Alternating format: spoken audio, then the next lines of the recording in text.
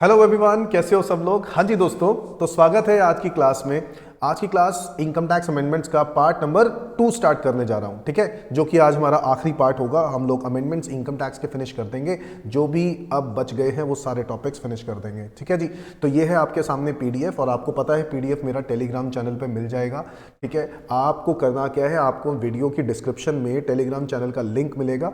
आपको अब उसके अंदर कंप्लीट अमेंडमेंट्स मिलेंगे दोस्तों, कंप्लीट, जी हाँ। क्योंकि अभी तक जो पहले अमेंडमेंट्स थे वो सिर्फ पार्ट वन मैंने बनाया था। अब पार्ट 1 और पार्ट 2 मैंने पूरा कंप्लीट करके एक मर्ज करके एक टॉपिक बना दिया है, एक पीडीएफ बना दिया है। अब हम लोग अमेंडमेंट्स करने जा रहे हैं जो कि बच गए अमेंडमेंट्स हैं।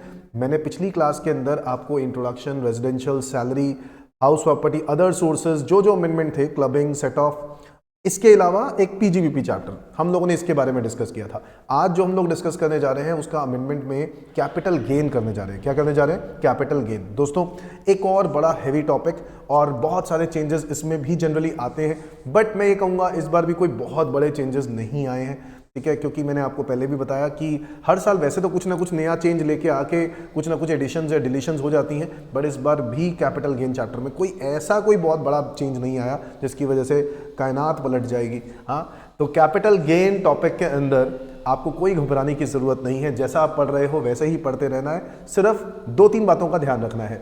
सीए इंटर स्टूडेंट्स खासकर ध्यान रखेंगे कि सेक्शन 45(3) और 45(4) बच्चों अब से आपके कोर्स में नहीं है। जी हाँ, capital contribution by a partner और capital distribution by a partner, partnership firm, ठीक है, वो याद है। पार्टनर और partnership, partner capital asset distribute, capital asset contribute करता था, वो सब बातें अब खत्म हो गई हैं। सेक्शन 45(3) और 4 खत्म, कानून में से नहीं हुआ, आपके कोर्स में से फिनिश कर दिया। आपको ये चीज़ सीए फाइनल में पढ़नी है, और सीएस एग्जीक्यूटिव और सीए में इंटर वाले स्टूडेंट्स को तो 45(3) और 45(4) पढ़ना है। Is that clear? ठीक है जी। तो मैंने ये बात इसीलिए लिखा, इसके ऊपर एक अमेंडमेंट है 45(4) पे, जो अमेंडमेंट अब आपको नहीं पढ़नी सीए स्टूडेंट्स को, सिर्फ सीए स्टूडेंट्स को, और सीएस और सीएमए स्टूडेंट्स पढ़ेंगे। इसलिए ये अमेंडमेंट मैं आखिरी में डिस्कस करने जा रहा हूं, ताकि मैं पहले कॉमन वाला पार्ट खत्म कर दूं और फिर इसके बाद जो भी एक्स्ट्रा अमेंडमेंट है वो मैं आपको अलग से करवाऊं, ठीक है जी। तो सीए स्टूडेंट्स अंत तक बने रहेंगे। आखिरी अमेंडमेंट जो होगी वो वाली आपके सिर्फ आपके लिए एप्लीकेबल नहीं होगी, और सीएस एंड सीएमए स्टूडेंट्स सारी के सारी अमेंडमेंट्स जो भी मैं करवाने जा रहा हूं वो सब आपके लिए एप्लीकेबल होंगी। Is that clear? ठीक है, तो इस वाले अमेंडमेंट को हम बाद में डिस्कस करते हैं। कैपिटल गेन का सेकंड अमेंडमेंट दिखाता हूं मैं आपको। ये देखो जी, कैपिटल गेन की सेकंड अमेंडमेंट है computation of capital gain in case of slump cell. बच्चों, याद है कैपिटल गेन के अंदर एक सेक्शन 50B नाम से स्लम सेल का टॉपिक पढ़ा था हम लोगों ने। याद है स्लम सेल में क्या होता था? स्लम सेल के अंदर हम एक एंटिटी को एज इट इज बेच देते थे, कंप्लीट बेच देते थे, और क्या करते थे, मेरे पास 10 एंटिटीज हैं और 10 एंटिटीज में से किसी एक एंटिटी को, जो मेरा लॉस मेकिंग एंटिटी है, मैंने उसको सेल आउट कर दिया। स्लम सेल करने पर मैं उस एसेट्स की सिंगल वैल्यू को नहीं देखता हूं, एज इट इज बेच देता हूं, और ऐसे केस में सेल वैल्यू में से हम माइनस करते हैं कॉस्ट ऑफ एक्विजिशन। और अगर आपको याद आ रहा हो, कॉस्ट ऑफ एक्विजिशन यहां पे कैसे फाइंड आउट करते थे? कॉस्ट ऑफ जितने भी हमारे टोटल नेट एसेट्स हैं, जो हमारे एसेट्स हैं, उसमें से लाइबिलिटीज की वैल्यू माइनस करने के बाद। बच्चों, अगर आपको याद आ रहा हो, हम लोग यहाँ पर बिल्कुल एक नेट एसेट वैल्यू जो हम लोग माइनस करते थे, वो हम लोग यहाँ पर उसको हम लोग यहाँ से रिड्यूस करते थे और कैपिटल गेन फाइंड आउट करते थे। अब इसके अंदर एक अमेंडमेंट है, कह रहा है as per section 50B, in relation to the capital asset being an undertaking or a division transferred by way of slum sale, fair market value of capital asset as on date of transfer calculated in prescribed manner shall be deemed to be the full value of consideration. क्या बोला? Fair market value of the capital asset as on date of transfer. तो जो भी fair market value होगी capital asset की on date of transfer shall be considered as full value of consideration received or accruing as a result of transfer of such capital assets. So accordingly, the CBDT has prescribed that for the purpose of section 50B, the fair market value of the capital asset would be higher of FMV1 being the fair market value of the capital asset transferred by way of slum sale, and FMV2 being the fair market value of the consideration monetary or non-monetary receive or accruing as a result of the transferred by way of slum sale. अब दिक्कत ये होती थी कि slump sale में government को values गलत बताई जाती थी। तो गवर्नमेंट कहता कि भाई साहब ऐसा है, हम लोग अब आपकी सेल वैल्यू को नहीं देखेंगे, हम उस सेल वैल्यू का भी फेयर मार्केट वैल्यू देखेंगे। क्या देखेंगे? उस सेल वैल्यू का भी fair market value. So basically करना ये है कि आपकी फेयर मार्केट वैल्यू जो होगी उस स्लम सेल के टाइम पे उन कैपिटल एसेट्स की जो भी उसमें मौजूद हैं, वो कैपिटल एसेट्स का जो सेल वैल्यू होगी वो हम लोग मानेंगे, सेल कंसिडरेशन मानेंगे पूरे यूनिट का, उसकी फेयर मार्केट वैल्यू। अब फेयर मार्केट वैल्यू कैसे निकालनी है? That would be the higher of क्या FMV1 which is being the fair market value of the capital assets transferred by way of slum sale। तो जो भी आपने कैपिटल एसेट्स ट्रांसफर किए हैं, है ना, उनकी फेयर मार्केट वैल्यू, ठीक है, फेयर मार्केट वैल्यू 2। अब ये 2 क्या चीज है? Being the fair market value of the consideration, जो भी हमें मिला है उसकी फेयर मार्केट वैल्यू चेक करेंगे, रिसीव्ड और accruing as a result of transferred by way of slump sale. अब देखो, आप जान के ऐसा कर सकते हो कि जो आपने पैसे दिखाए, ठीक है, एग्जाम्पल के तौर पे जो आपने पैसे दिखाए, सेल वैल्यू आपने दिखाया 80 लाख रुपए। कितना दिखाया? 80 लाख। बट एक्चुअल में वो यूनिट, जो एसेट्स हैं यूनिट के अंदर, वो करीब 2 करोड़ के एसेट्स हैं। तो गवर्नमेंट के हिसाब से ये चीज गलत हो रही है, क्योंकि आप तो जानबूझ के वैल्यू को कम दिखा रहे हो ताकि टैक्स कम देना पड़े। अब तुम बोलोगे सर सेलर जो बायर है वो ऐसा क्यों करेगा? बट एक्चुअल में ये सब चीजें सेलर और बायर के बीच में है, तो चेंजेस कर सकते हैं, है ना, एडजस्टमेंट्स कर सकते हैं। तो गवर्नमेंट ने इसका शिकंजा कसने के लिए गवर्नमेंट ने एक तरीका निकाला और कहा कि हमें क्या काम करेंगे, जो कैपिटल एसेट है ना उसकी FMV निकाल लेंगे। ओके सर, ओके, जो कैपिटल एसेट्स हैं वो कितने थे? 2 करोड़ थे, मैंने आपको अभी बताया। या फिर हम कंपेयर करेंगे वो जो सेल कंसिडरेशन है, जो कि सेल कंसिडरेशन है, उसकी क्या फेयर मार्केट वैल्यू है। बेसिकली जो आप चीज बेच रहे हो, ठीक है, fair market value of the consideration, monetary and non monetary, जो भी चीजें आपको मिल रही हैं उसकी हम लोग वैल्यू निकालेंगे। और उसकी वैल्यू मान लेते हैं 80 लाख रुपए ही है जो आपको मिल रहा है। क्या मिल रहा है? 80 लाख। 80 लाख की ही वैल्यू है, 80 लाख ही मिल रहा है, उसकी वैल्यू भी 80 लाख ही है मार्केट के अंदर, ठीक है। तो 2 crore 80 lakh whichever is higher, वो आपकी मान ली जाएगी sale consideration, capital gain find out करने के लिए। मेरी बात समझ में आई? क्या करना है? बेसिकली गवर्नमेंट ने टैक्स ज्यादा लेने के लिए स्लम सेल के केस में ये तरकीब निकाली है। Is that clear to everyone? I hope ये बात समझ में आ गई होगी। कोई दिक्कत है तो मेरा कॉन्टैक्ट नंबर तो सबको पता ही है, 9971975529।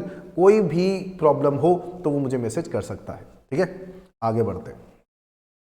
Now the taxation of ULIP, आपको पता है यूलिप प्लान के बारे में, यूनिट लिंक्ड इंश्योरेंस प्लान, जो कि म्यूचुअल फंड से मिलता जुलता है। सर म्यूचुअल फंड्स है क्या? म्यूचुअल फंड्स तो है ही है, इसके अंदर जो भी पैसा डालता है यूलिप प्लान के अंदर, वो पैसे का म्यूचुअल फंड्स में तो इन्वेस्टमेंट होता ही है, साइमल्टेनियसली आपकी एक इंश्योरेंस भी करा दी जाती है। इसीलिए तो हम इसको क्या बोलते हैं? Unit linked insurance plan. तो बेसिकली ये यूनिट लिंक्ड इंश्योरेंस प्लान इसीलिए बोला जाता है क्योंकि इसमें म्यूचुअल फंड के यूनिट्स भी हैं और इसमें इंश्योरेंस भी है। So unit linked insurance plan. अब गवर्नमेंट ने रिसेंटली कुछ अमेंडमेंट्स करे हैं यूलिप प्लान के लिए, बहुत इंपॉर्टेंट है, बहुत ध्यान से सुनना। गवर्नमेंट ने कह दिया है 1010D सेक्शन के अंदर, जो हम लोग इंश्योरेंस के बारे में बात करते थे, उसी के अंदर एक गवर्नमेंट ने यहां पर एक पॉइंट इंक्लूड कर दिया यूलिप प्लान के अंदर, कहा ULIP plan is defined as the life insurance policy. क्यों सर? ये तो लाइफ इंश्योरेंस होती ही है, तो लाइफ इंश्योरेंस के अंदर जब है तो हम क्यों ना इसको लाइफ इंश्योरेंस 1010D वाला जो सेक्शन जहां पे हम एग्जेम्पशन पढ़ते थे, याद आ रहा है आपको, वो वाला इंश्योरेंस क्यों नहीं बोलते इसको? बिल्कुल। तो अब से गवर्नमेंट ने कहा ULIP is defined as life insurance policy which includes risk cover for the policy holders up to and investments. Okay, ये बात हमें पता है।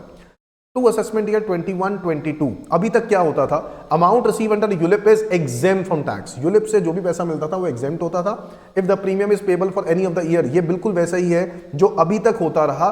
क्या होता रहा कि यूलिप का प्लान का प्रीमियम अगर 10% ऑफ द पॉलिसी से, सम एश्योर्ड से, 10% ऑफ द सम एश्योर्ड उससे कम रहता है या उसने तक का रहता है, तो जो भी अमाउंट आपको मिलेगा पॉलिसी का वो एग्जेम्प्ट होगा, उस पर कोई टैक्स नहीं लगेगा। ये बात हम 1010D के अंदर पढ़ते हैं, है ना। 10% एक होता है, एक 15% होता है और एक 20% वाला क्लॉज होता है, याद आ रहा है?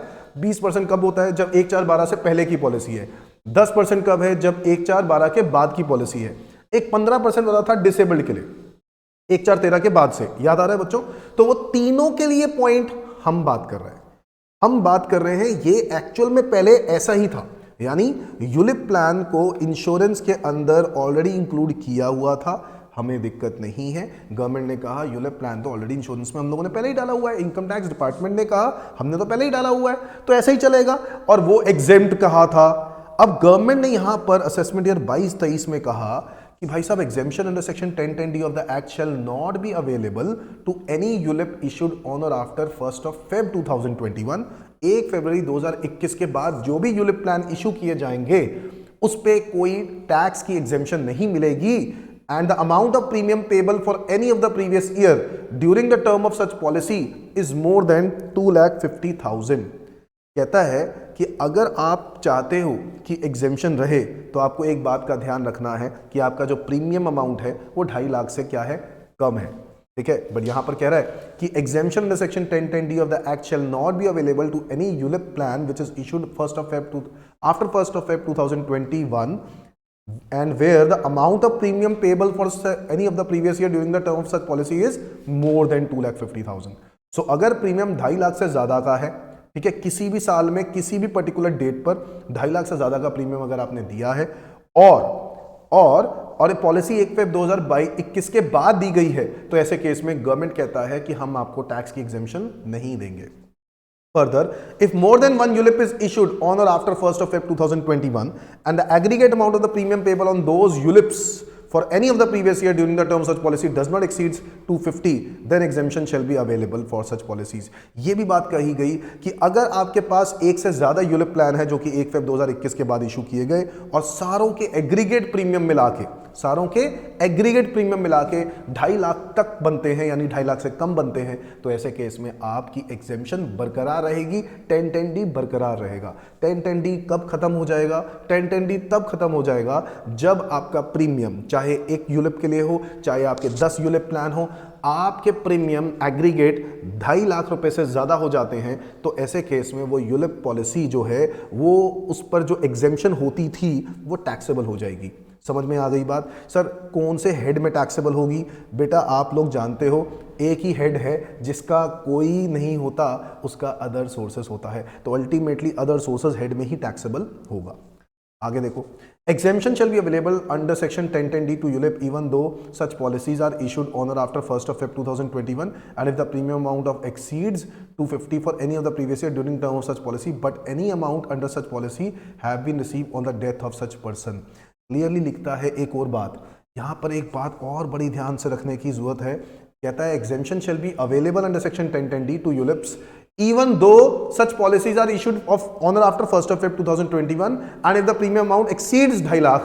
कह रहा है ये दोनों चीजें मतलब दोनों कंडीशंस मिसमैच होने के बावजूद आप एग्जेम्पशन क्लेम कर सकते हो, ठीक है, आप एग्जेम्पशन क्लेम कर सकते हो during the term of such policy, but any amount under such policies have been receive on the death of such person. यानी अगर डेथ पे पैसे मिलते हैं तब एग्जेम्पशन है, अगर डेथ पे नहीं मिलते, या पॉलिसी की मैच्योरिटी पर पैसे ले लेते हो, पॉलिसी की मैच्योरिटी दो वजह से होती है ना दोस्तों, एक टर्म एक्सपायर हो गया या डेथ हो गई। अगर टर्म एक्सपायर हुआ है तो आपको पैसे मिल जाएंगे, तब भी आपको जो पैसे मिलेंगे तब वो टैक्सेबल होगा। अच्छा, तब देखना होगा कि वो 2.5 लाख से ज्यादा है या नहीं। अगर 2.5 लाख से ज्यादा है प्रीमियम्स, किसी भी साल में किसी भी डेट पर आपने 2.5 लाख से ज्यादा प्रीमियम दिया है, तो ऐसे केस में आपको वो एग्जेम्पशन नहीं मिलेगी। बात समझ में आ गई? 1 Feb 2021 के बाद से बात हो रही है। ओके सर ये बात समझ में आ गई सर। अब यहां पर ये कहोगे सर ये तो 1010D का सेक्शन है ना, तो आप यहां पर क्यों पढ़ा रहे हो? बेटे देखो 1010D में तो मैं आपको बताऊंगा ही, ये देखो 1010D में भी तो मैं आपको बताऊंगा ही, मैं अब नहीं बताऊंगा क्योंकि मैंने तो करवा दिया है ना। तो 1010D हम लोगों ने कर लिया, अब हम दोबारा नहीं करेंगे, बट यहां पर ये बात जाननी आपको जरूरी थी। Is that clear? अच्छा सर फिर कैपिटल गेन में क्या ऐड हुआ है वो बताओ ना।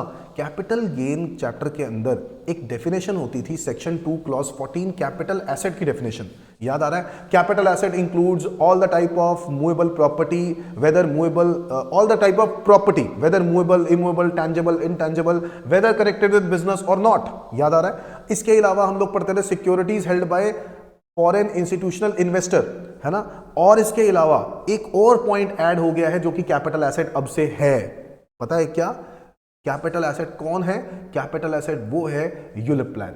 कौन सा यूलिप प्लान? जो कि 1 Feb 2021 के बाद इशू किया गया हो। कौन से वाला? जिसके प्रीमियम्स 2.5 लाख से ज्यादा हो, यानी जिनके ऊपर टैक्स लग सकता है वो अब से कैपिटल एसेट माने जाएंगे। कौन से यूलिप प्लान की बात हो रही है? 1 फेब 2021 के बाद वाले और जिनके प्रीमियम्स 2.5 लाख रुपए से ज्यादा होते हैं एग्रीगेट। सिंगल जो एक प्रीमियम का अमाउंट होता है वो 2.5 लाख से क्या होता है? ज्यादा होता है। बच्चों देखो ये अमेंडमेंट लिखा है सेक्शन 2 क्लॉज 14 में that Finance Act 2021 to consider ULIPs as a capital asset which are issued on or after 1st Feb 2021 and the premium for such policy exceeds 2.5 lakh for any of the previous year during the term of such policy। मतलब यहां पर ये बात clearly आगे देखो, with the exception for the amount receive on death, ये बात भी क्लियरली लिख दी कि हाँ डेथ पे अगर पैसा मिलता है तो ये माना नहीं जाएगा कि यूलिप की सेल हो गई।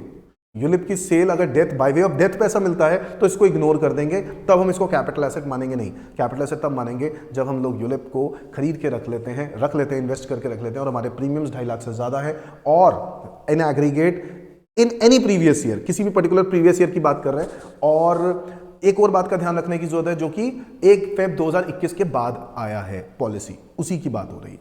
Accordingly capital gain shall be chargeable to tax under section 45 of the act. ठीक है, तो यहां तक आपकी कहानी सॉल्व्ड। ओके सर, यहां तक तो समझ में आ गया सर। सर और भी कुछ आया बेटा? देखो सेक्शन 2 क्लॉज 14 में चेंजेस कर दिए कैपिटल एसेट, तो कैपिटल गेन निकालना होगा। अब capital gain on policies mentioned in above para shall be calculated under section 112A। कहता है ये जो यूलिप प्लान की बात कर रहे हैं ना हम लोग, इनके ऊपर कैपिटल गेन टैक्स कौन सा लगेगा? तो गवर्नमेंट ने कहा 112A, याद करो 112A। 112A वही था बच्चों, 1 लाख रुपए से ऊपर अगर आपने कुछ कमाया है तो उस डिफरेंस अमाउंट पर 10% टैक्स लगेगा in case of long term capital gain. कुछ याद आ रहा है? Long term capital gain on the sale of listed equity shares on which STT has been paid at the time of purchase as well as at the time of transfer. अगर आपने STT पे किए हुए हैं दोनों times पर और आपको लॉन्ग टर्म कैपिटल गेन हुआ है तो ऐसे केस में आपको टैक्स देना पड़ता था सेक्शन 112A के अंदर, जहां पर हम लोगों ने यह पढ़ा था कि 1 लाख रुपए से अगर ऊपर आपका गेन होता है तो जो ऊपर वाला अमाउंट है उस पर आपको 10% पे करना होगा, plus surcharge plus cess etcetera etcetera. ठीक है, वो बातें आप समझते हो। ओके, तो गवर्नमेंट ने कह दिया कि भाई साहब ऐसा है, यूलिप प्लान के लिए भी यही सेक्शन लगेगा। ठीक है सर, यूलिप प्लान के लिए भी टैक्स रेट सेम हो गए। ओके सर, सर ये तो फिर और आसान हो गया, हमें तो याद करना भी आसान हो गया। बिल्कुल बेटा, ठीक है। अब याद रखना है ये यूलिप प्लान इक्विटी ओरिएंटेड होंगे तो ही इसके अंदर आएंगे। क्या बोला मैंने? अगर ये यूलिप प्लान इक्विटी ओरिएंटेड होंगे तो ही इसके अंदर आएंगे। अगर ये यूलिप प्लान इक्विटी ओरिएंटेड नहीं होंगे तो ऑब्वियसली इसके अंदर नहीं आएंगे। मेरी बात समझ रहे हो? क्योंकि हम लोग क्लियरली लिखते हैं वो जो 112A सेक्शन है वो किसके ऊपर है? लिस्टेड इक्विटी शेयर्स पर और units of equity oriented mutual funds और यूनिट्स ऑफ बिजनेस ट्रस्ट। याद आ रहा है? तो वो जो units of equity oriented mutual funds वहीं पर कर दिया गया है units of UTI also. But UTI जो है वो इक्विटी ओरिएंटेड म्यूचुअल फंड्स की बात कर रहा है। समझ में आया? यूटीआई जो है वो यूलिप प्लान की बात हो रही है, sorry not UTI, ULIP plan. समझ में आया? Units of ULIP. तो हम उसकी बात कर रहे हैं कि वो इक्विटी ओरिएंटेड म्यूचुअल फंड वाला प्लान होगा, तो हम लोग इसमें आपको ये बेनिफिट देंगे कि हम आपका ये जो इक्विटी ओरिएंटेड म्यूचुअल फंड्स हैं इनकी बेचने पर हम जो टैक्स लगाएंगे वो क्या, यूलिप प्लान को बेचने पर हम इस पर जो टैक्स लगाएंगे वो कितना लगाएंगे? 10% लगाएंगे, 1 लाख से अगर ऊपर होता है तो। बात समझ में आती है ना? तो भाई अगर आपका गेन 6 लाख रुपए होता है यूलिप प्लान को बेचने के बाद, ऑब्वियसली ये बाय वे ऑफ डेथ नहीं है, तो इसमें से 1 लाख को छोड़ देना, 5 लाख रुपए के ऊपर 10% के हिसाब से आपको टैक्स कितना पे करना पड़ेगा? 50,000 प्लस सरचार्ज कब लगेगा? जब आपकी पता है कि टोटल इनकम 50 लाख से ज्यादा होती है। वो सब चीजें तो आपने देखनी ही है, प्लस सेस तो लगेगा ही, है ना? प्लस सेस तो लगेगा ही इररिस्पेक्टिव ऑफ द फैक्ट कि सरचार्ज कितना है। समझ में आ गई बात? तो ये है एक पर्टिकुलर अमेंडमेंट, बहुत ही खास, बहुत इंपॉर्टेंट। समझ में आ गई बात? ULIP. Okay sir, okay sir इसके बाद बताओ, सर इसके बाद बताओ, इसके बाद एक जो मैंने बता रहा हूं income exemption from tax section number 10 का। बच्चों section number 10 income exemption from tax में जो 2 अमेंडमेंट्स आ चुकी हैं वो 2 अमेंडमेंट्स मैं ऑलरेडी डिस्कस कर चुका हूं। एक मैंने डिस्कस किया अंडर चैप्टर सैलरी। बच्चों अगर आपको याद आ रहा हो तो इसके अंदर क्या बात की गई थी कि सैलरी चैप्टर के अंदर बताया गया था जो भी इंटरेस्ट ऑन पीएफ है, हाँ interest on PF contribution by employee, जो आपका खुद का कॉन्ट्रीब्यूशन है, वो वाला कंट्रीब्यूशन जो है वो अब से एग्जेम्प्ट रहेगा। बट वो एग्जेम्प्ट तो पहले भी था, बट अब उस पर टैक्स लगेगा अगर 2.5 लाख रुपए से, ये देखो लिखा है, द कंट्रीब्यूशन जो है वो 2.5 लाख रुपए से ज्यादा होता है तो वो जो कंट्रीब्यूशन 2.5 लाख से ज्यादा वाला कंट्रीब्यूशन है उस पर जो इंटरेस्ट बनेगा वो इंटरेस्ट टैक्सेबल होगा। तो ये बात हम पढ़ चुके हैं, मैं फिर से रिपीट करा दूं, चलो करा देता हूं एक बार फिर से। As per the existing provision the interest on contribution made by the employees to SPF, RPF and PPF is exempt from tax, but as per finance act 2021 no exemption shall be available for the interest income accrued during the previous year in RPF, in SPF to the extent it relates to the contribution made by the employees over 2,50,000। कितना? Over 2,50,000। ठीक है, तो जो contribution 2.5 lakh से ज्यादा का है, वो जो ओवर एंड अबव वाला अमाउंट है ना, उसके ऊपर जो इंटरेस्ट बनता है वो अब से एग्जेम्प्ट नहीं रहेगा, वो अब से टैक्सेबल होगा। ठीक है सर, ये तभी केस होगा if contribution to such fund by employer. अच्छा, ऐसा केस होगा जहां पे एम्प्लॉयर एम्प्लॉय वाला केस होगा। ऐसा भी तो हो सकता है कि जहां पर एम्प्लॉयर एम्प्लॉय वाला केस है ही नहीं, तो ऐसे केस में बेटा अमाउंट हर चीज में डबल हो जाता है, तो वहां पे 2.5 लाख है। अगर मान लो अगर मैं बात कर रहा हूं पब्लिक प्रोविडेंट फंड की, तो वो इंटरेस्ट भी एग्जेम्प्ट होता था, बट गवर्नमेंट ने कहा एक लिमिट रख दी कि 5 लाख रुपए से ज्यादा का अगर आप कंट्रीब्यूशन करते हो तो ऑब्वियसली जो ज्यादा वाला अमाउंट करते हो ना, तो वो जो अमाउंट है उसके ऊपर आपका जो इंटरेस्ट बनता है वो इंटरेस्ट अब से क्या होगा? टैक्सेबल होगा। The interest income will be taxable under the head other sources at the slab rate, जो कि हम लोग नॉर्मल कर चुके हैं। तो ये बातें हम लोग पढ़ चुके हैं, सैलरी चैप्टर में करा, और यही बात अभी यूलिप प्लान वाला अभी अभी आपके सामने डिस्कस किया। ठीक है जी, चलो आ जाओ। डिडक्शंस में एज सच कोई खास अमेंडमेंट नहीं है। TDS, TCS and advance tax एक नया टॉपिक के अमेंडमेंट बता देता हूं। TDS, TCS and advance tax, ठीक है। अब इसके अंदर क्या अमेंडमेंट आया, आओ देखें। The special provisions for deduction of tax at source for non filers of income tax return. क्या हुआ, गवर्नमेंट ने एक सेक्शन 206AA पहले से बना रखा है, पता है क्या? सेक्शन 206AA, जहां पे ये बोला गया कि आप पैन फर्निश अगर नहीं करोगे ना, जिसने टीडीएस काटना है अगर उसको पैन फर्निश नहीं किया, तो गवर्नमेंट कहता था कि हम आपके ऊपर हायर रेट ऑफ टीडीएस लगा देंगे। यानी याद है उसमें हम लोग 20% का रेट एक पढ़ते थे, और या फिर rate in force whichever is higher. तो गवर्नमेंट ये दिमाग लगाता था कि टीडीएस जो है जिनको काटना है उनको पैन देना जरूरी है, 206AA। अब गवर्नमेंट ने एक सेक्शन नया इंसर्ट किया 206AB, जिसमें बोला गया कि अगर टीडीएस काटने वाले लोग जिनका आपने टीडीएस काटा है, अगर आपने उन्होंने इनकम टैक्स रिटर्न नहीं भरा तो भी कुछ पेनलाइजेशन होगी। तो देखो क्या लिखा है, 206AA of the Act provides for the higher rate of TDS for non-furnishing of PAN. It is seen that while this provision has served its purpose in ensuring the obtaining and furnishing the PAN by various persons, there is a need to have similar provision to ensure the filing of return of income by those persons who have suffered a reasonable amount of TDS TCS.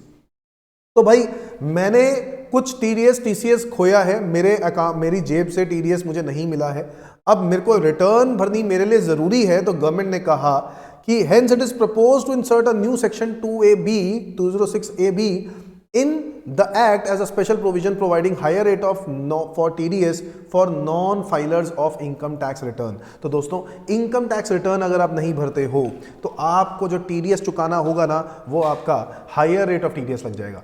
तो government ने strict action लेते हुए उन लोगों के लिए जो लोग TDS तो जिनका कटता है बट वो रिटर्न नहीं भरते हैं, तो उनके लिए गवर्नमेंट ने कहा कि भाई साहब अगर आपका TDS कटता है तो आपको रिटर्न भरनी चाहिए ना। तो आपने अगर रिटर्न नहीं भरी है, देखो उनका भी नुकसान हो रहा है जिन्होंने TDS जिनका कटा है, ठीक है। अब उन्होंने रिटर्न नहीं भरी तो उनकी गलती है, बट गवर्नमेंट कहता है कि भाई साहब तुम्हारी गलती ही हो, चाहे हम क्यों माने, हम क्यों कहें कि हम आपको एग्जेम्प्ट कर देंगे या कुछ नहीं, भाई आपकी गलती है, इसका आपको और भुगतान करना पड़ेगा। गवर्नमेंट ने कहा ऐसे क्या होगा, ये चीज करने से क्या होगा, रिटर्न की जो लाइबिलिटी है वो बढ़ जाएगी, लोग रिटर्न भरेंगे।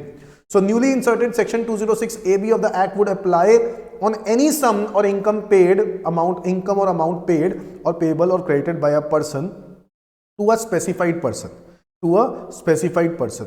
कहता है 206AB for the purpose of this section specified person means a person who has not filed the return of income, जिसने रिटर्न ऑफ इनकम फाइल नहीं करी, पता है कितने साल, for the 2 assessment years relevant to the 2 previous years immediately prior to the previous year in which tax is required to be deducted। तो जो previous year में टीडीएस काटना था ना, टीडीएस आपका कटना था बेसिकली, जहां पे जिस प्रीवियस ईयर में आपका टैक्स कटना था, वो प्रीवियस ईयर को छोड़ के पिछले 2 प्रीवियस ईयर से आपकी रिटर्न नहीं भरी गई, सो आप स्पेसिफाइड पर्सन माने जाते हो इनकम टैक्स की नज़रों से, और स्पेसिफाइड पर्सन के लिए गवर्नमेंट ने ये बोल दिया कि भाई साहब अगर आपने रिटर्न नहीं भरी तो हम आपके ऊपर एक स्पेशल रेट लगाने वाले हैं। So for the purpose of this section, specified person means a person who has not filed return of income for both of the two assessment years relevant to the two previous years immediately prior to the previous year in which tax is required to be deducted। तो बच्चों अगर मान लो मेरे को 2021-22 में मेरा tax कटना है मेरी किसी पेमेंट पे, तो गवर्नमेंट कहता है तुम स्पेसिफाइड पर्सन तब हो जब तुम्हारा 20-21 की रिटर्न नहीं भरी हुई, 19-20 की भी रिटर्न नहीं भरी, पिछले 2 सालों के तुमने अगर रिटर्न नहीं भरी हुई है ना, तो गवर्नमेंट ने कह दिया कि अब से आप स्पेसिफाइड पर्सन हो। और अगर आप स्पेसिफाइड पर्सन हो तो आपको जो भी पेमेंट दी जाएगी उस पर टीडीएस हायर रेट लगाया जाएगा, डराने के लिए, धमकाने के लिए कि भाई साहब रिटर्न भरा करो। ठीक है जी। The specified person shall not include a non resident who does not have a permanent establishment in India. तो गवर्नमेंट ने ये बात क्लियर कर दी, हम उन नॉन रेजिडेंट्स के लिए इनको इंक्लूड नहीं करेंगे जिनका परमानेंट एस्टैब्लिशमेंट इंडिया में नहीं है। और यहां पे परमानेंट एस्टैब्लिशमेंट का मतलब है जिनका fix place of business India में नहीं है। अगर उनका fix place of business India में नहीं है तो हम बोलेंगे कि उनके लिए ये सेक्शन एप्लीकेबल है ही नहीं। आगे आ जाओ। This section shall not apply to where tax is required to be deducted under section 192, यानी 192, 192A, 192 सैलरी वाला हो गया, 192A, 192B हो गया, 194B हो गया, 194BB हो गया, है ना, 194LBC हो गया और 194N हो गया। बेसिकली ये जो सेक्शंस है ना, ये जो सेक्शंस है जो हम लोग पढ़ रहे हैं, इन सेक्शंस के ऊपर ये पॉइंट एप्लीकेबल नहीं होता है। इसका मतलब है इसमें जो रेट ऑफ टीडीएस हैं वही रेट ऑफ टीडीएस रहेंगे, चाहे आप स्पेसिफाइड पर्सन ही क्यों ना हो। The TDS rate in this section is the higher of the following rates. क्या? The twice the rate which is specified in the relevant provision of the act. जो कानून में लिखे गए हैं उस पर्टिकुलर सेक्शन में, तो वो वाला रेट का ट्वाइस हो जाएगा, या फिर twice the rate which is came in force, जो भी गवर्नमेंट ने अमेंडमेंट डालकर रेट निकाला है, ठीक है, या तो वो उसका भी डबल या फिर 5%, विच एवर इज हायर। इन तीनों में से जो हायर अमाउंट होगा ना, वो वाला रेट आपके ऊपर एप्लीकेबल हो जाएगा। समझ में आ गई बात? नाउ 206AA में 20% पढ़ते थे हायर, यहां पर 5% हायर है। ऑब्वियसली अगर बच्चों ए और बी में से कोई एक ज्यादा है तो वो वाला पॉइंट एप्लीकेबल हो जाएगा, है कि नहीं, हायर अमाउंट। अच्छा, if the provision of 206AA of the Act is applicable to the specified person in addition to the provision of this section, the tax shall be deducted at higher of the two rates or in this section and in section 206AA of the Act। तो वो ये बात कह रहा है clearly कि अगर किसी पर्सन के ऊपर दोनों ही प्रोविजंस एप्लीकेबल हो जाते हैं, यानी 206AA भी आ जाता है और 206AB भी आ जाता है, देखा ना। If the provision of 206AA of the act is applicable to a specified person, मतलब स्पेसिफाइड पर्सन है, इसका मतलब है AB तो लगा ही हुआ है उसके ऊपर, AA भी लगा हुआ है, मतलब उसने पैन भी फर्निश नहीं किया। Then, in addition to the provision of this section, the tax shall be deducted at higher of the two rates provided in this section and in section 206AA। मतलब 20 और 5 मैक्सिमम रेट पता है कितना हो जाएगा तब? 25%, यानी उसका 20% वो वाला हो जाएगा और 206AA वाला, और 5% 206AB जो हम लोग यहाँ पढ़ रहे हैं। ठीक है, सब कुछ वही वाला रेट लगा के बाकी का जो रेट, जो लास्ट रेट हो जाएगा, वो मैक्सिमम 25% पे आ जाएगा। ठीक है जी। तो टीडीएस के लिए गवर्नमेंट ने एक अमेंडमेंट निकाला और कहा कि अगर आप रिटर्न नहीं भरते हो ना, तो आपको जो टीडीएस कटेगा ना, वो या तो ट्वाइस ऑफ द रेट्स होगा जो कि फाइनेंस एक्ट में, आपके एक्ट में दिया होगा पहले से, इनकम टैक्स एक्ट में जो दिया होगा, या फिर ट्वाइस ऑफ द रेट्स होगा जो कि रेट इन फोर्स होगा, जो कि अमेंडमेंट डाली गई होगी, या फिर 5%, विच एवर इज हायर। इन तीनों में से जो हायर अमाउंट होगा ना, वो वाला टीडीएस रेट लग जाएगा उन असेसीज के ऊपर। ठीक है, स्पेसिफाइड पर्संस के ऊपर। स्पेसिफाइड पर्सन वो हैं जिन्होंने इस साल जिस साल टीडीएस की बात हो रही है, उस साल से पहले के 2 सालों तक रिटर्न उसने नहीं भरी। अगर उस साल के पहले के 2 सालों की रिटर्न उसने नहीं भरी, तो ऐसे केस में हम उसको स्पेसिफाइड पर्सन बोलते हैं। और गवर्नमेंट ने कहा क्या कि भाई साहब हम आपके ऊपर हायर रेट ऑफ टीडीएस लगाएंगे। ओके सर, ये 206AA के अलावा है। इसका मतलब है अगर आप 206AA के भी डिफॉल्टर हो, यानी पैन भी फर्निश नहीं किया, तो दोनों चीजें कंबाइन हो जाएंगी। Okay sir, similar amendment TCS के लिए भी आया, सिमिलर अमेंडमेंट टीसीएस के लिए भी आया, और गवर्नमेंट ने कहा कि जब अगर आपके टीसीएस, मतलब टीसीएस के लिए भी यही है कि अगर कोई पर्सन है जिसका जिससे टीसीएस कलेक्ट करना जरूरी है और उसका टीसीएस कलेक्ट हो चुका है और उसने रिटर्न नहीं भरी है, तो ऐसे केस में गवर्नमेंट ने कहा है कि अगर रिटर्न नहीं भरेगा तो भाई साहब CCA, कौन सा सेक्शन लगाया है इसमें? 206 CCA, सेम सेक्शन है, सेम चीज है, देखो ना लिखा है similar to the new inserted section 206 AB for TDS, यहां पर 206 CCA है। कौन सा सेक्शन है? 206 CCA, TCS के अंदर। और वही सेम चीज लिखी गई है कि भाई साहब अगर आप इस साल जिस साल TCS कलेक्ट करना था उससे पिछले के 2 साल आपकी रिटर्न नहीं भरी गई है, तो ये वाला जो TCS का रेट होगा ना, ये रेट होगा कितना? ये देखो रेट होगा कितना? रेट होगा twice the rate which is in relevant in the which is covered in the relevant provision of the act, या फिर 5%, विच एवर इज हायर। इन दोनों में से हायर अमाउंट जो होगा ना, वो वाला रेट आपके ऊपर क्या हो जाएगा? एप्लीकेबल। समझ में आ गई बात? अच्छा, इज दैट क्लियर? तो 206AA में एक और बात मैं यहाँ पे बताना भूल गया। यहाँ पर जब हम पढ़ रहे थे न्यूली इंसर्टेड सेक्शन 206AB, इसके अंदर ये लिखा हुआ था for the purpose of this section specified person वो बंदा होता है जिसने ऑब्वियसली इस साल में जिस साल का TDS उसका कटने वाला है उससे पहले के 2 साल तक रिटर्न उसने नहीं भरी हुई। इसके अलावा for which time limit of filing of return is 131 has been expired, यानी उसकी रिटर्न फाइलिंग की डेट एक्सपायर हो चुकी है। And the aggregate of TDS and TCS, यानी TDS और TCS मिला के उसका एक in his case is rupees 50,000 or more in each of these 2 previous years। और अगर उसका पिछले 2 प्रीवियस ईयर्स में अलग अलग 50-50 हजार रुपए से ज्यादा का TDS या TCS टोटल मिला के अगर बनता है और उसने रिटर्न नहीं भरी, तो ये सेक्शन के लिए वो स्पेसिफाइड पर्सन माना जाएगा। तो स्पेसिफाइड पर्सन कौन है? स्पेसिफाइड पर्सन वो पर्सन है जिसने रिटर्न नहीं भरी है जिस साल में TDS काटना था ना, उससे पिछले 2 सालों का। ओके, और उस पिछले 2 सालों में उसकी जो TDS और TCS का जो अमाउंट है वो 50,000 रुपए से ज्यादा बनता है, अलग अलग। ठीक है, अलग अलग दोनों प्रीवियस ईयर्स की अलग अलग बात हो रही है। ओके सर, सेम चीज कहां पे आ गई? TCS के अंदर भी आ गई, उसमें सेक्शन आ गया 206 CCA, जहां पे बोल दिया कि TCS में भी अगर ऐसा किया तो TCS भी हायर रेट पे लगेगा, twice the rate which is applicable, या फिर 5% विच एवर इज हायर। और आप लोग तो रेट जानते ही हो, TCS का रेट ही कितना होता है? 1%, 2%, 2.5%, इसीलिए वो वाला रेट या फिर 5% विच एवर इज हायर लगाया। समझ में आ गई बात? That's it. एक सेक्शन, नया सेक्शन अमेंडमेंट आया 194P। दोस्तों सेक्शन 194P एक नया सेक्शन आया है। आपने लास्ट जो अमेंडमेंट पढ़ी थी TDS के अंदर, वो एक N तक सेक्शन पढ़ा था, है ना? अब एक नया सेक्शन जो हम लोग पढ़ने जा रहे हैं वो है N और O भी पढ़ा था, सॉरी O। अब पढ़ने जा रहे हैं हम P, एक नया सेक्शन 194P, जहां पर बात की गई है TDS by a specified banks in case of specified senior citizens. तो भाई साहब अगर आप पेमेंट देते हो किसी स्पेसिफाइड सीनियर सिटीजन को, किसी स्पेसिफाइड सीनियर सिटीजन को, तो गवर्नमेंट ने कहा कि हम आपके ऊपर क्या लगाएंगे? TDS लगाएंगे। हम क्या लगाएंगे? TDS लगाएंगे। कौन से बैंक से लगवाया जाएगा TDS? स्पेसिफाइड बैंक से लगाया जाएगा TDS। सर बताओ इस सेक्शन के बारे में कुछ। देखो लिखा है applicability and rate of TDS। 194P requires reduction of tax at source on the basis of rates enforced by specified bank being a notified banking company on the total income of specified senior citizen for the relevant assessment year computing after giving deductions under chapter 6 है, यानी 80C to 80U और rebate 87A, दोनों benefits देने के बाद जो भी उसकी इनकम बनती होगी, उसके बाद अगर उसका टैक्स बनता होगा तो उस पर TDS काटना जरूरी है। Section 194P। एक्चुअल में हुआ ये कि बहुत सारे लोग हैं, बहुत सारे सीनियर सिटीजन हैं जो रिटर्न आज के टाइम पे भरना नहीं चाहते, या फिर वो भर ही नहीं सकते। ठीक है, उनको नॉलेज भी नहीं है और वो भरना भी नहीं चाहते। और आपने तो देखा ही है आज के टाइम पे इलेक्ट्रॉनिक चीजें कितनी ज्यादा बढ़ गई हैं, बट गवर्नमेंट ने इन सीनियर सिटीजन्स के लिए बोला कि ये चीजों ये लोग नहीं चाहेंगे कि हाँ मुझे इनकम टैक्स रिटर्न भरनी है तो मैं भरूं बैठ के, नहीं भरेंगे।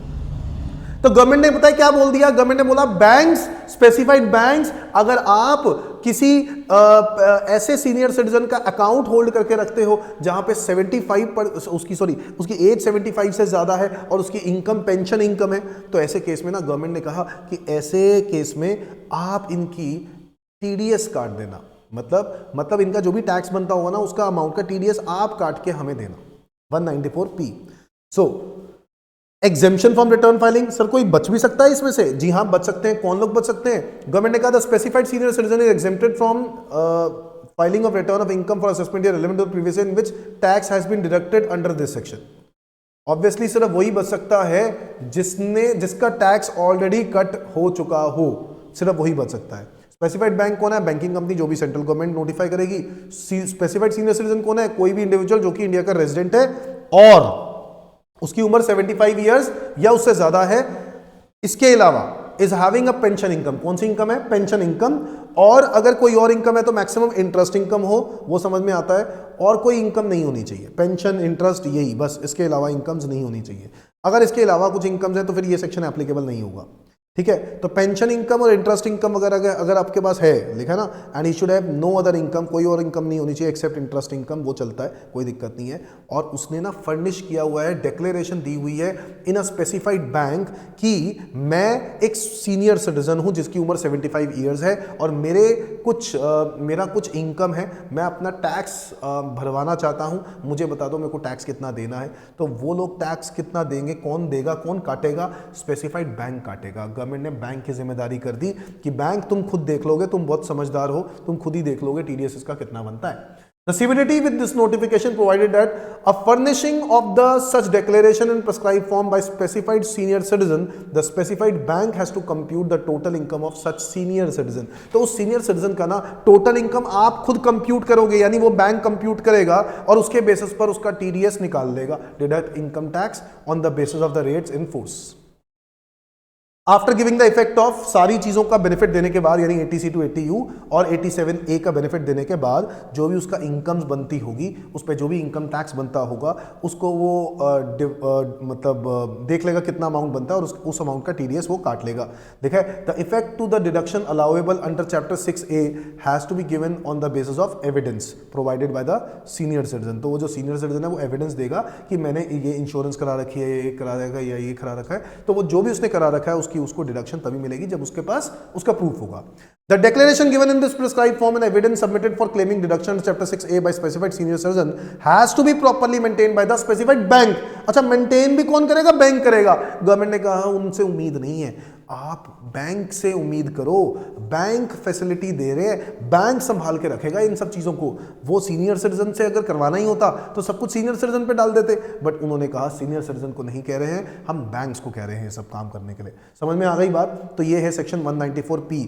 बताओ क्या है 194P के अंदर? 194P जो सेक्शन आया है वो आया है बैंक्स के लिए कि जब भी बैंक्स के अकाउंट के अंदर, अगर स्पेसिफाइड बैंक के अंदर आपका अकाउंट है, किनका?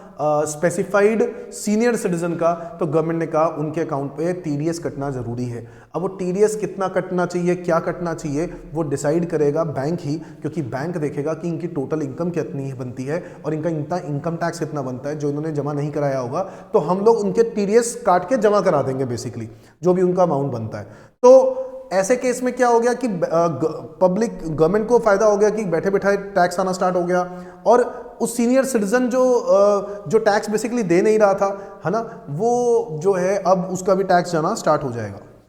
समझ में आया? तो गवर्नमेंट ने कहा बैंक को यह ध्यान रखना है कि उसकी कोई डिडक्शन तो नहीं है 80C to 80U की, बैंक को यह ध्यान रखना है कि उसका कोई 87A का रिबेट तो नहीं है, ये सब चीज़ों को देखते हुए टीडीएस काटना है 194P सेक्शन में। समझ में आ गई बात? नेक्स्ट एक और सेक्शन की बात करते हैं दोस्तों, 194Q, और ये एप्लीकेबल हो गया 1 जुलाई 2021 से। 194Q एक नया सेक्शन आया।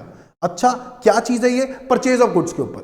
अरे सर, ये तो हम लोग ऑलरेडी टीसीएस में पढ़ चुके हैं। सेक्शन 2061H एक सेक्शन है जो हम लोगों ने पता है कहां पढ़ा था? टीसीएस में, और वो भी पिछले साल आया था और फाइनेंस एक्ट 2020 में, और जो कि इसके बारे में भी यही बात बताई गई थी कि अगर आप कोई गुड्स परचेज करते हो तो जो पेमेंट देगा वो साथ में, जो पेमेंट देगा, सॉरी, टीसीएस के केस में सेलर बायर से पेमेंट लेगा और साथ में टीसीएस भी कलेक्ट करेगा, tax collected at source collect करेगा। ठीक है, हम लोग सेलर से बायर के, टीसीएस जो होता था वो सेलर से बायर के लिए होता था, है ना, टीसीएस जो होता था वो सेलर से बायर के लिए होता है, बट इसमें उल्टा है। इसमें बोला जा रहा है जो बायर है ना, बायर उसने पैसे देने हैं, पैसे देते वक्त टीडीएस काट के पैसा देगा, पैसा देते वक्त टीडीएस काट के पैसा देगा। अच्छा, सेलर से बायर को बायर से पेमेंट मिलती थी सेलर को, तो जब पेमेंट मिलती थी साथ में वो क्या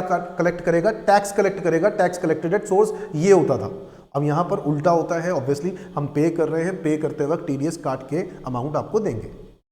तो यहां पे बोला जा रहा है सेक्शन सिमिलर है, सिर्फ वहां पे टीसीएस है, यहां पे टीडीएस है, तो ऑल टुगेदर डिफरेंट डिफरेंट बातें हो जाती हैं। वो सेलर के ऊपर बात हो रही है, यहां पर बायर के ऊपर बात हो रही है, बातें सिमिलर है। Section 194Q requires any person being a buyer who is responsible for paying any sum to a resident seller. तो बायर जब सेलर को पैसा दे रहा होगा फॉर परचेज ऑफ गुड्स और उनकी परचेजेस की जो वैल्यू है वो 50 लाख से ज्यादा बन जाती है ना दोस्तों, तो जो ज्यादा वाला अमाउंट है ना, ज्यादा वाला, उसके ऊपर 0.1% टैक्स लगेगा। तो भाई साहब मान लो मैं सेलर हूं, मैं बायर हूं और आप मेरे सेलर हो, आपने मुझे कुछ गुड्स बेचे हैं और मैंने आपको 60 लाख रुपए देने हैं। कितने रुपए देने हैं? 60 लाख रुपए देने हैं। गवर्नमेंट ने कहा कि आपका 50 लाख से जो अमाउंट ज्यादा बनता है यानी 10 लाख, इसका 0.1% टीडीएस काटेंगे अंडर सेक्शन 194Q। कितना? 0.1% ऑफ 10 लाख। और 10 लाख का 0.1% कर दें, पता है कितना आता है? 10 लाख का 0.1% कितना आता है? 1000 रुपए। ये अमाउंट काट दिया जाएगा और दिया जाएगा 9,99,000 किसको? बायर को, सॉरी सेलर को। बायर सेलर को 9,99,000 देगा और 1000 रुपए का टीडीएस 194Q के सेक्शन उसके बेसिस पर वो जमा करा देगा। टाइम कब जमा कराएगा, कब काटेगा?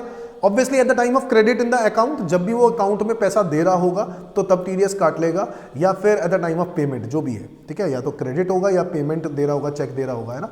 Where sum is credited to any account in the books of account of the person liable to pay such income, such credit of the income is deemed to be the credit of such income to the account of payee and tax has to be deducted at source. So basically आपको TDS काटना यहाँ पर जरूरी है और उसकी बात यहाँ पे हो रही है। The account to which such sum is credited may be called as suspense account.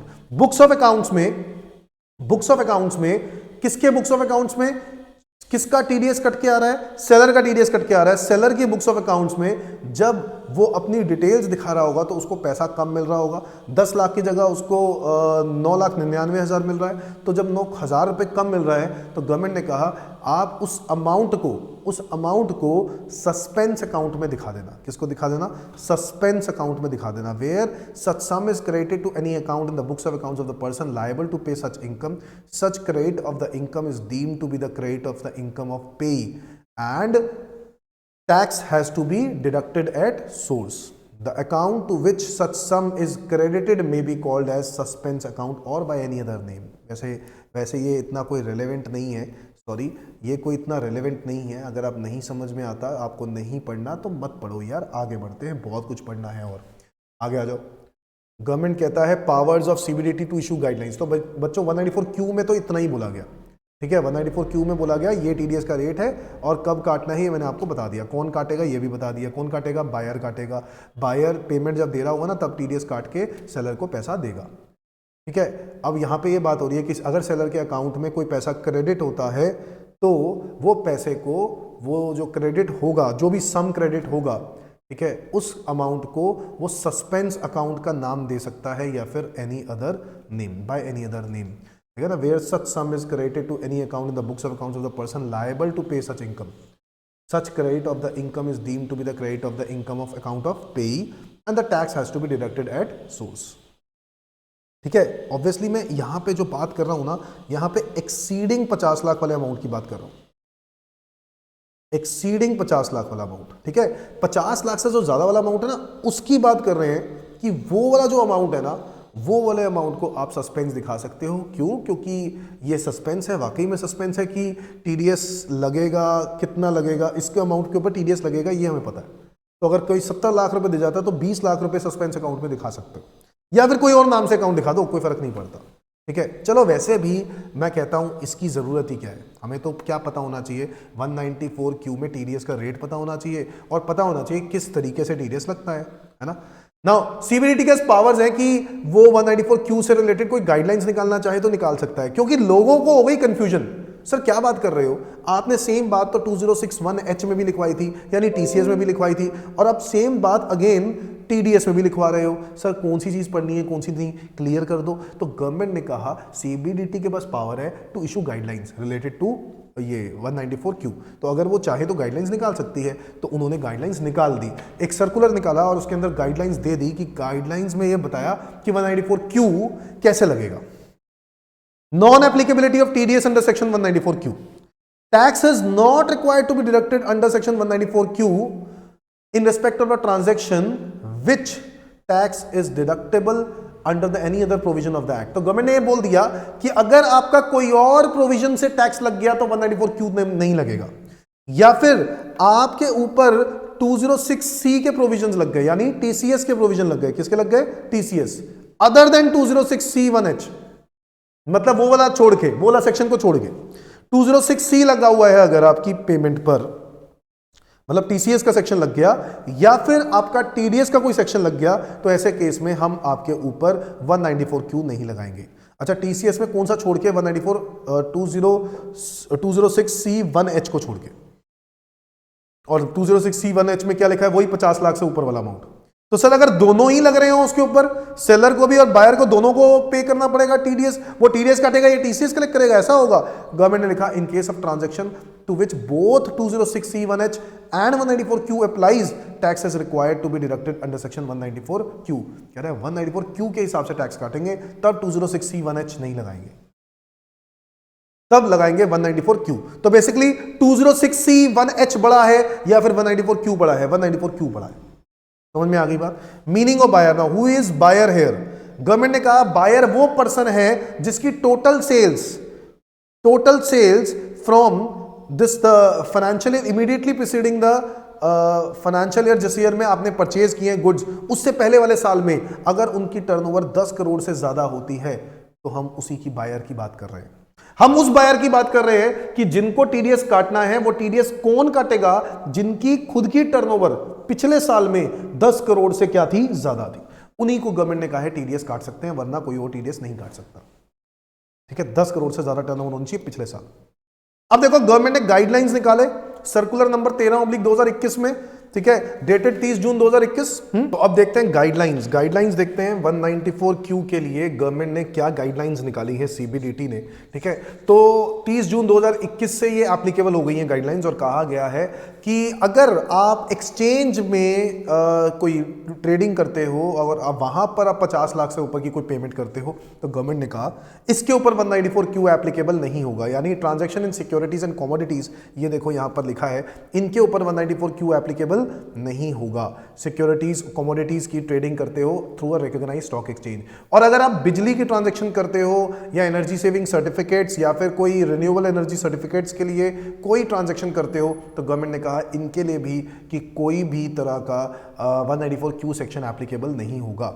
अच्छा, next, calculation of threshold for the financial year 21-22। अगर मुझे ये देखना है कि मैंने 50 लाख से ज्यादा पेमेंट दी है नहीं दी, तो मुझे कब से देखना है? 1 जनवरी से 1 अप्रैल से देखना है, या मैं कहूं अमेंडमेंट 1 जुलाई से आई है तो 1 जुलाई से देखेंगे। तो सर ऐसा हो सकता है कि मैंने किसी पर्टिकुलर ईयर में, मैंने 1 अप्रैल में ही, अप्रैल में जून के अंदर मैंने किसी को 70-80 लाख रुपए की पेमेंट ऑलरेडी कर दी है, तो अगर मैंने कर दी है तो क्या 1 जुलाई से मेरे ऊपर टीडीएस वाला लग जाता है? तो गवर्नमेंट ने कहा यस, जो भी आप पेमेंट अब आगे करोगे उसी सेलर को, तो आपको टीडीएस काट के देना होगा। तो लिखता है 194Q has come into effect from 1 July accordingly as regards the manner of computation of the threshold of 50 lakh specified under this section. It is clarified that since the threshold of 50 lakh is with the respect to the previous year, the calculation of sum for the triggering TDS under section 194Q shall be computed from 1 April 2021। तो क्योंकि बार बार 50 लाख एक previous year की बात कर रहा हूं, और previous year हमारा 1 अप्रैल से स्टार्ट होता है दोस्तों, इसी रीजन से हमें यहां पर 1 अप्रैल देखना है, ना कि 1 जुलाई। ओके, हाँ, अगर पेमेंट 50 लाख से ऊपर पहले ही हो चुकी है 1 जुलाई से पहले, तो ऐसे केस में जो भी पेमेंट आप 1 जुलाई के बाद उस सेलर को करोगे तो आपको टीडीएस काट के देना होगा। Hence, if a person being buyer has already been credited or paid 50 lakh or more up to 30th June 2021 to a seller, then TDS under section 184Q shall apply only on all credit और payment during the previous year after 1 जुलाई 2021, क्योंकि amendment तो 1 जुलाई 2021 के बाद आई है। Okay. As regard whether tax is required to be deducted in respect of advances paid, कोई advance अगर pay किया जाए तो क्या उस पर भी कोई टीडीएस काटना चाहिए? ठीक है, कि मान लो कि मान लेते हैं कि 1 जुलाई 2021 से पहले कोई एडवांस पेमेंट कर दी गई, तो क्या उसके ऊपर भी कोई टीडीएस काटना चाहिए? सवाल फिर वहीं आ जाता है कि 50 लाख से ज्यादा है या नहीं। अगर 50 लाख से ज्यादा बन चुका है पहले ही, तो ऑब्वियसली हर तरह की पेमेंट पे जो भी 1 जुलाई के बाद होगी उस पर टीडीएस कटेगा। बट अगर वो पेमेंट 50 लाख से कम बनती है, जिसको भी आपने दी है, 40 लाख 30 लाख दी है, तो ऐसे केस में हम लोग पूरे साल का वही देखेंगे 50 लाख से ज़्यादा कब बनेगा। जब वो 50 लाख से ज़्यादा बन जाएगा तो जो ऊपर वाला अमाउंट होगा उस पर 0.1% का टीडीएस आपको काटना है। ओके सर, फिर आगे देखो क्या कहता है, adjustment for GST and purchase returns. देखो ये बात इतनी लंबी चौड़ी पढ़ने की बजाय इससे बेटर है हम लोग ये पढ़ लेते हैं कि सर क्या जीएसटी के ऊपर भी टीडीएस कटता है? कि जो सेलर है, सेलर तो बिल बनाएगा पूरी वैल्यू प्लस जीएसटी के ऊपर, तो क्या पूरी वैल्यू पे टीडीएस कटेगा? Obviously not. जीएसटी जो टीडीएस जो कटेगा वो जीएसटी वाले अमाउंट पे थोड़ी ना कटेगा, तो जीएसटी वाले अमाउंट को हटाना है, जो बच गया उसी अमाउंट पे टीडीएस लगेगा। इस बात का ध्यान रखें कि सेलर जीएसटी अलग से लिखेगा बिल के अंदर, वैसे तो वो लिखता ही है, बट सेलर अलग से बिल के अंदर लिखेगा तो ही आप पूरी अमाउंट के ऊपर टीडीएस काट सकोगे, जो सिर्फ जीएसटी के अलावा वाला अमाउंट है। Is that clear? तो ये देखो सेलर को खुद ही ध्यान रखना पड़ेगा, क्योंकि उसको पता है कि उसी का नुकसान होगा, टीडीएस अमाउंट जो है कट जाएगा। आगे देखो, आगे इसी के ऊपर एक पॉइंट और लिखा है, whether non resident can be a buyer under section 194Q। क्या नॉन रेजिडेंट बायर बन सकता है? तो गवर्नमेंट ने कहा नॉन रेजिडेंट के लिए ये सेक्शन वैसे नहीं है। लिखा है as regard whether the provision of 194Q would apply to a buyer being a non resident, it is clarified that provision of section 194Q shall not apply to the non-residents whose purchase of the goods from seller resident in India is not effectively connected with the permanent establishment of such non-resident in India।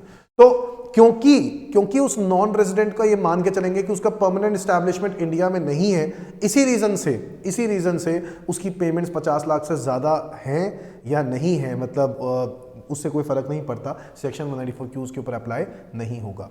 Okay, whether tax is to be deducted when the seller is a person whose income is exempt. क्या ऐसा हो सकता है? हाँ, अगर seller की income ही exempt है, तो देखो सेलर की इनकम एग्जेम्प्ट है, वो तो कोई इनकम होती है ना, 2 इनकम 3 इनकम 4 तरह की इनकम उसकी एग्जेम्प्ट है। मान लो वो एग्रीकल्चर कमा रहा है, मान लो वो कोई इंटरेस्ट कमा रहा है या कुछ ऐसा कमा रहा है जो कि गवर्नमेंट ने एग्जेम्पशन वाले सेक्शन में दे रखा है, ठीक है, तो एग्जेम्प्ट है तो वो एक पर्टिकुलर इनकम एग्जेम्प्ट होगी ना।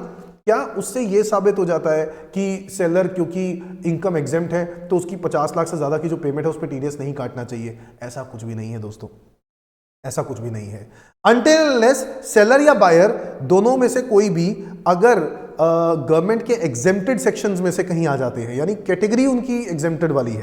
देखो लिखा है as regard whether the provision of 194Q would apply to the seller whose income is exempt, it is clarified that the provision of 194Q would not apply on purchase of goods from a person being a seller who is a person is exempt. As a person exempt है वो, as a income exempt नहीं है। मेरे कहने का मतलब अगर मैं 10 तरह की इनकम कमाता हूं, उसमें से 2 इनकम एग्जेम्प्ट है, 3 इनकम एग्जेम्प्ट है, क्योंकि वो पर्टिकुलर इनकम ऐसी है जो सेक्शन 10 में आती है, तो अब हम लोग नहीं बात कर रहे हैं, हम उन लोगों की बात कर रहे हैं जो पर्सन ही एग्जेम्प्ट है। देखो लिखा है, तो कह रहे who as a person is exempt from the income tax under the act like a person exempt under section 10। और मान लो अगर मेरी सिर्फ वही इनकम होती तो मैं एग्जेम्प्ट होता अंडर सेक्शन 10, और under any other act pass by the parliament like RBI act या फिर कोई पर्टिकुलर एक्ट जिसके अंदर ये बोल दिया गया कि इनको इनकम टैक्स नहीं देना। हाँ, अगर उनको इनकम टैक्स नहीं देना तो उनका टीडीएस भी नहीं कटना चाहिए, सिंपल सी बात है, अगर ऐसा कुछ है तो। Similarly with respect to 206C1H, यानी इसके लिए भी सेम बात की गई कि भाई उसमें भी यही बात लिखी हुई है कि पर्सन एग्जेम्प्ट है अगर, सेलर एग्जेम्प्ट है अगर, ठीक है, तो ऐसे केस में हम लोग कह सकते हैं कि यस, सॉरी बायर एग्जेम्प्ट है। यहाँ पर क्या होगा, बायर, क्योंकि बायर को यहाँ पर क्या करना है, टीसीएस बायर का कलेक्ट होगा सेलर के द्वारा। तो 206C के अंदर क्योंकि टीसीएस की बात हो रही है ना, सेलर के द्वारा बायर से टीसीएस कलेक्ट होगा। समझ में आ गया बात? सो ऐसे केस में भी गवर्नमेंट ने यही बोला कि नहीं, ऐसी कोई बात नहीं है, टीडीएस तो फिर भी कटना चाहिए, इससे कोई फर्क नहीं पड़ता। The above clarifications would not apply if only a part of income of the person is exempt। देखो मैंने वही बताया ना, अगर कोई पर्टिकुलर इनकम एग्जेम्प्ट है तो ये चीज एप्लीकेबल नहीं होगी। ये सेक्शन जो हम लोग पढ़ रहे हैं 194Q, तब उसके ऊपर एप्लीकेबल होगा। मेरे कहने का मतलब ये है, तब उसके ऊपर ये एग्जेम्पशन एप्लीकेबल नहीं होगी जो यहाँ पर लिखी हुई है। समझ में आया? सो 194Q तब आपका एग्जेम्प्ट हो सकता है जब आप एज अ पर्सन ही एग्जेम्प्ट है, मतलब गवर्नमेंट ने कहा आप एज अ पर्सन एग्जेम्प्ट हो, आप ऐसी कैटेगरी के हो, आपको टीडीएस, आपका टैक्स नहीं जाएगा। ठीक है, जैसे आरबीआई एक्ट में कहीं लिख दिया गया कि ऐसे ऐसे लोग जो हैं they are the most VIP लोग, और ऐसे केस में इनके ऊपर इनकम टैक्स नहीं लगेगा, ये वगैरह कुछ भी ऐसा बोला गया तो ही ऐसे बेनिफिट्स दिए जा सकते हैं, अदरवाइज नहीं।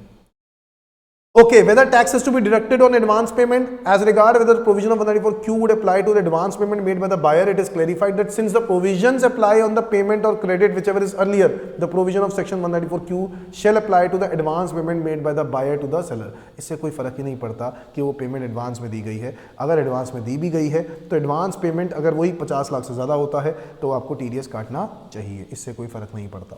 Whether the provision of 194Q shall apply to the buyer in the year of incorporation, इससे भी कोई फर्क पड़ता है क्या कि उसकी इनकॉर्पोरेशन जो है वो इसी साल हुई है? हाँ बिल्कुल फर्क पड़ता है, क्योंकि बायर वो पर्सन होना चाहिए, स्पेसिफाइड बायर होना चाहिए, वो पर्सन होना चाहिए जिसकी टर्नओवर पिछले साल में 10 करोड़ से ज्यादा हो। अब पिछले साल की टर्नओवर है ही नहीं उसकी, तो उसके ऊपर 194Q एप्लीकेबल होगा ही नहीं। बहुत सिंपल सी बात है ये तो।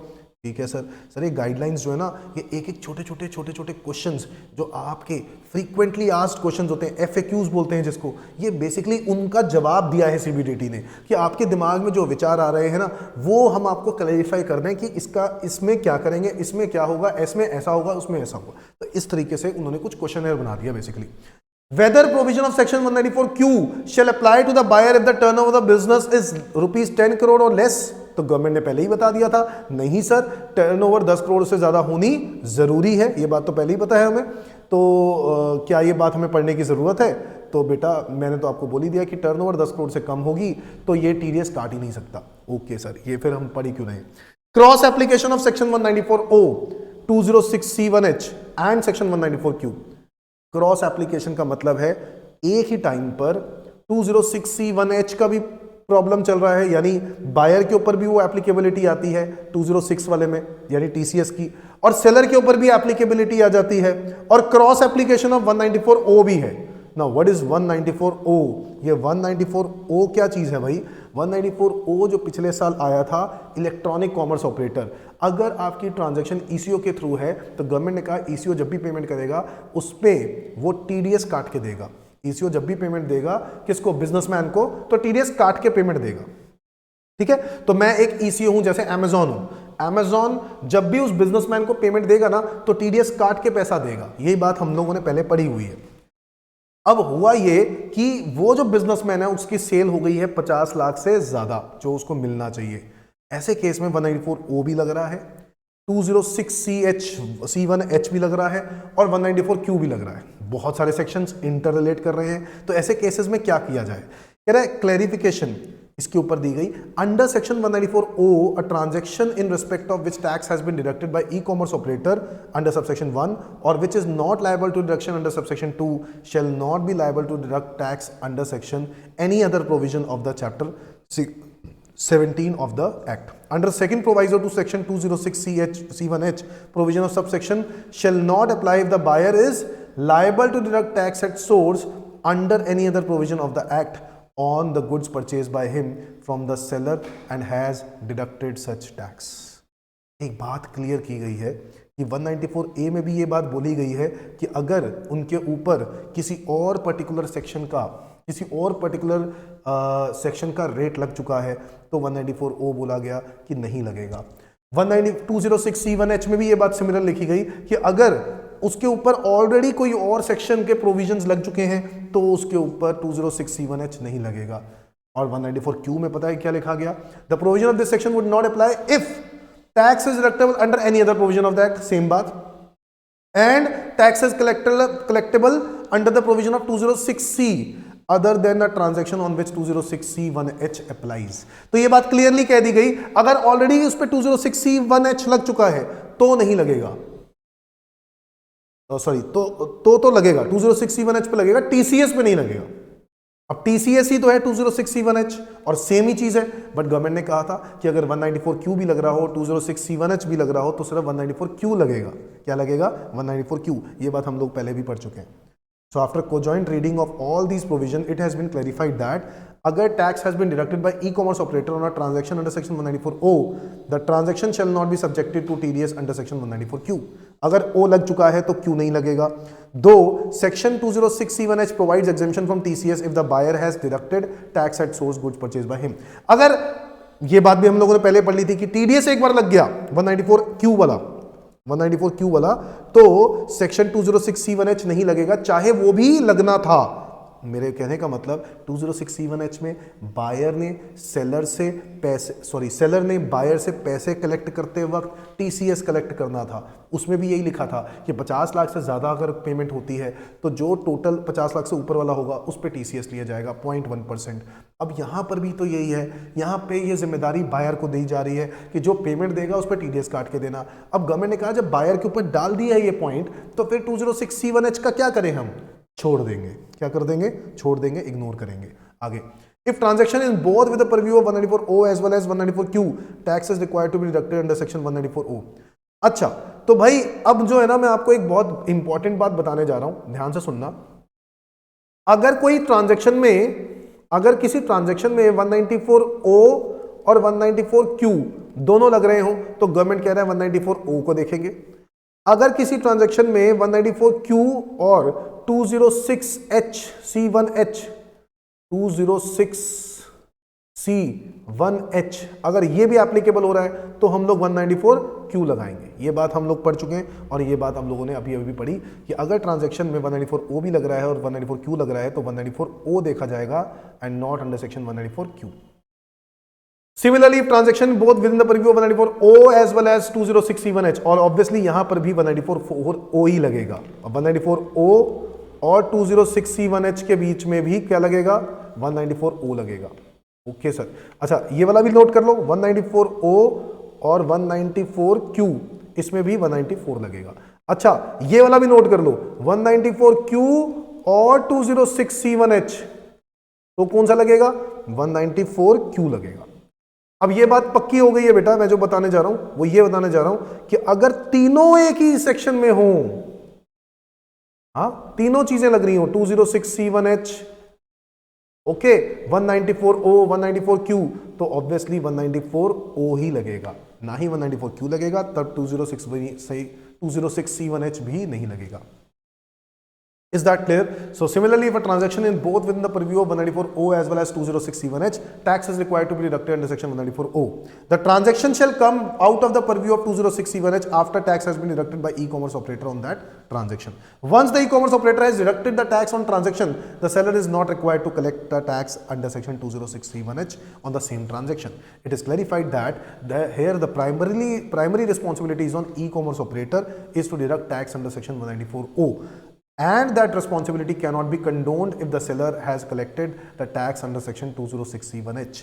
This is for the reason that the rate of TDS under section 194O is higher than the rate of TCS under section 206C1H.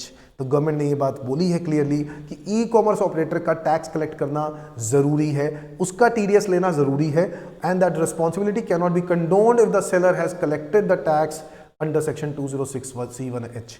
आप उस रीजन की वजह से आप 194O को इग्नोर नहीं कर सकते। This is for the reason कि 194O का रेट हायर है, किससे हायर है? TCS से हायर है। समझ में आ गया? If a transaction in both purview of 194Q और 206C1H, मैंने पहले ही बता दिया 194Q लगेगा, ये बात भी हो चुकी है। अब ये बार बार पढ़ने का क्या मतलब है? समझ में आ गई बात? तो आसान है दोस्तों। आप ये वाली बातों को जितना मैं इतनी बड़ी थ्योरी पढ़ रहा हूं ना, आपको लग रहा है बहुत कुछ पढ़ दिया, बट एक्चुअल में ना ये अंत में जो कहानी है ना वो ये कहानी है, ये अंत वाली कहानी ना वो ये वाली कहानी है, ये वाली, ये लो मैंने सारे बोल दिए। एक जगह नोट करो, ये अंत की कहानी, ये कुछ भी नहीं है इसके अंदर। समझ में आ गई बात? चलो अब हम बढ़ते हैं लास्ट पर्टिकुलर चैप्टर की amendment, which is assessment procedure और फाइलिंग ऑफ ITR। तो उसके अंदर क्या कोई चेंजेस आए हैं? सबसे पहले तो 139 सेक्शन फाइलिंग ऑफ रिटर्न के अंदर चेंजेस आए हैं बहुत बड़े, और वो क्या आए हैं मैं आपको बता देता हूं कि जो ड्यू डेट ऑफ बिलेटेड और रिवाइज रिटर्न होती थी ना, वो क्या होती थी, मैं आपको याद कराता हूं कि हमेशा असेसमेंट ईयर का एंड होती थी। कि मान लो अगर मैं प्रीवियस ईयर 20-21 की रिटर्न भर रहा हूं और उसकी असेसमेंट ईयर कब रिटर्न भरनी होती है, 2021-22 में भरनी होती है, तो गवर्नमेंट ने एक डेट दे दी थी 31 मार्च 2022, ये डेट दी थी, याद आ रहा है आपको, 31 मार्च 2022। ठीक है, इस डेट तक यानी 31 जुलाई अगर आपकी मिस हो गई, 31 जुलाई 2021 अगर आपकी मिस हो गई रिटर्न की डेट, तो आपको मैक्सिमम टाइम जो दिया जाएगा बिलेटेड या रिवाइज भरने के लिए वो 31 मार्च तक दिया जाएगा, अगले साल के 31 मार्च यानी 2022। ठीक है, ये होता था, बट गवर्नमेंट ने यहां पे अमेंडमेंट निकाली और कहा अब से ये 31 मार्च ना होके 31 December of that assessment year होगा। इतना ज्यादा टाइम, सर गवर्नमेंट कितना सोचती है हमारे लिए, गलत बात है। 31 December of that assessment year यानी पुराने असेसमेंट ईयर के 31 दिसंबर, यानी अब गवर्नमेंट 3 महीने और पहले चला गया है। गवर्नमेंट ने कहा अगर आपने 31 जुलाई मिस कर दी तो हम ज्यादा से ज्यादा आपका टाइम अगस्त, सितंबर, अक्टूबर, नवंबर, दिसंबर, 5 महीने काफी होते हैं बिलेटेड या फिर रिवाइज करने के लिए। That's it.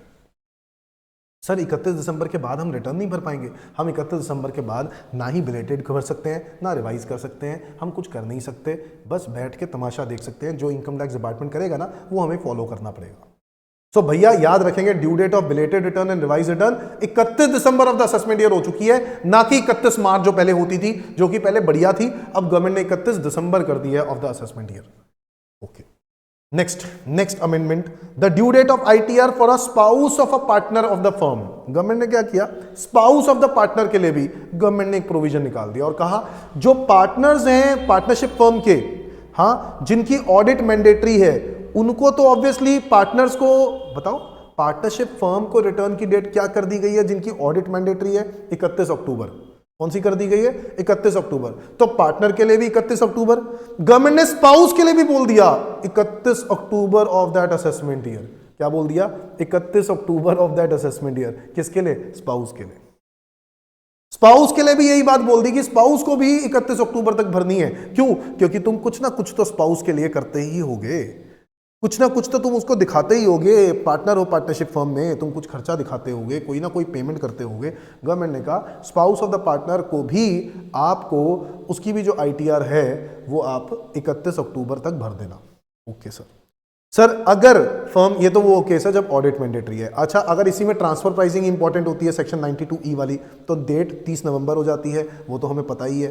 ठीक है, वो उसमें कोई चेंज नहीं है, तो 30 नवंबर हो जाती है। पर यहाँ पे बात हो रही है स्पाउस के लिए, ये दोनों केसेस स्पाउस के लिए आए हैं, स्पाउस ऑफ द पार्टनर के लिए, पार्टनर के लिए नहीं आए हैं। पार्टनर के लिए तो जो था वो तो था ही, अब स्पाउस के ऑफ द पार्टनर के लिए भी आ गया।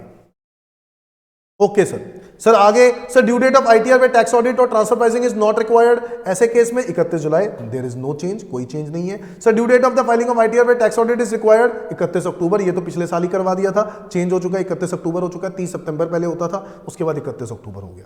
यही बात होती थी ना, 30 सितंबर तक अब आपको ऑडिट रिपोर्ट सबमिट करनी है, बट रिटर्न की डेट 31 अक्टूबर है। ये बात हमारी पहले ही हो चुकी है। Sir due date of the filing of ITR में transfer pricing audit is required, 30 November, इसमें भी कोई चेंज नहीं है, नो चेंज, कोई चेंज नहीं।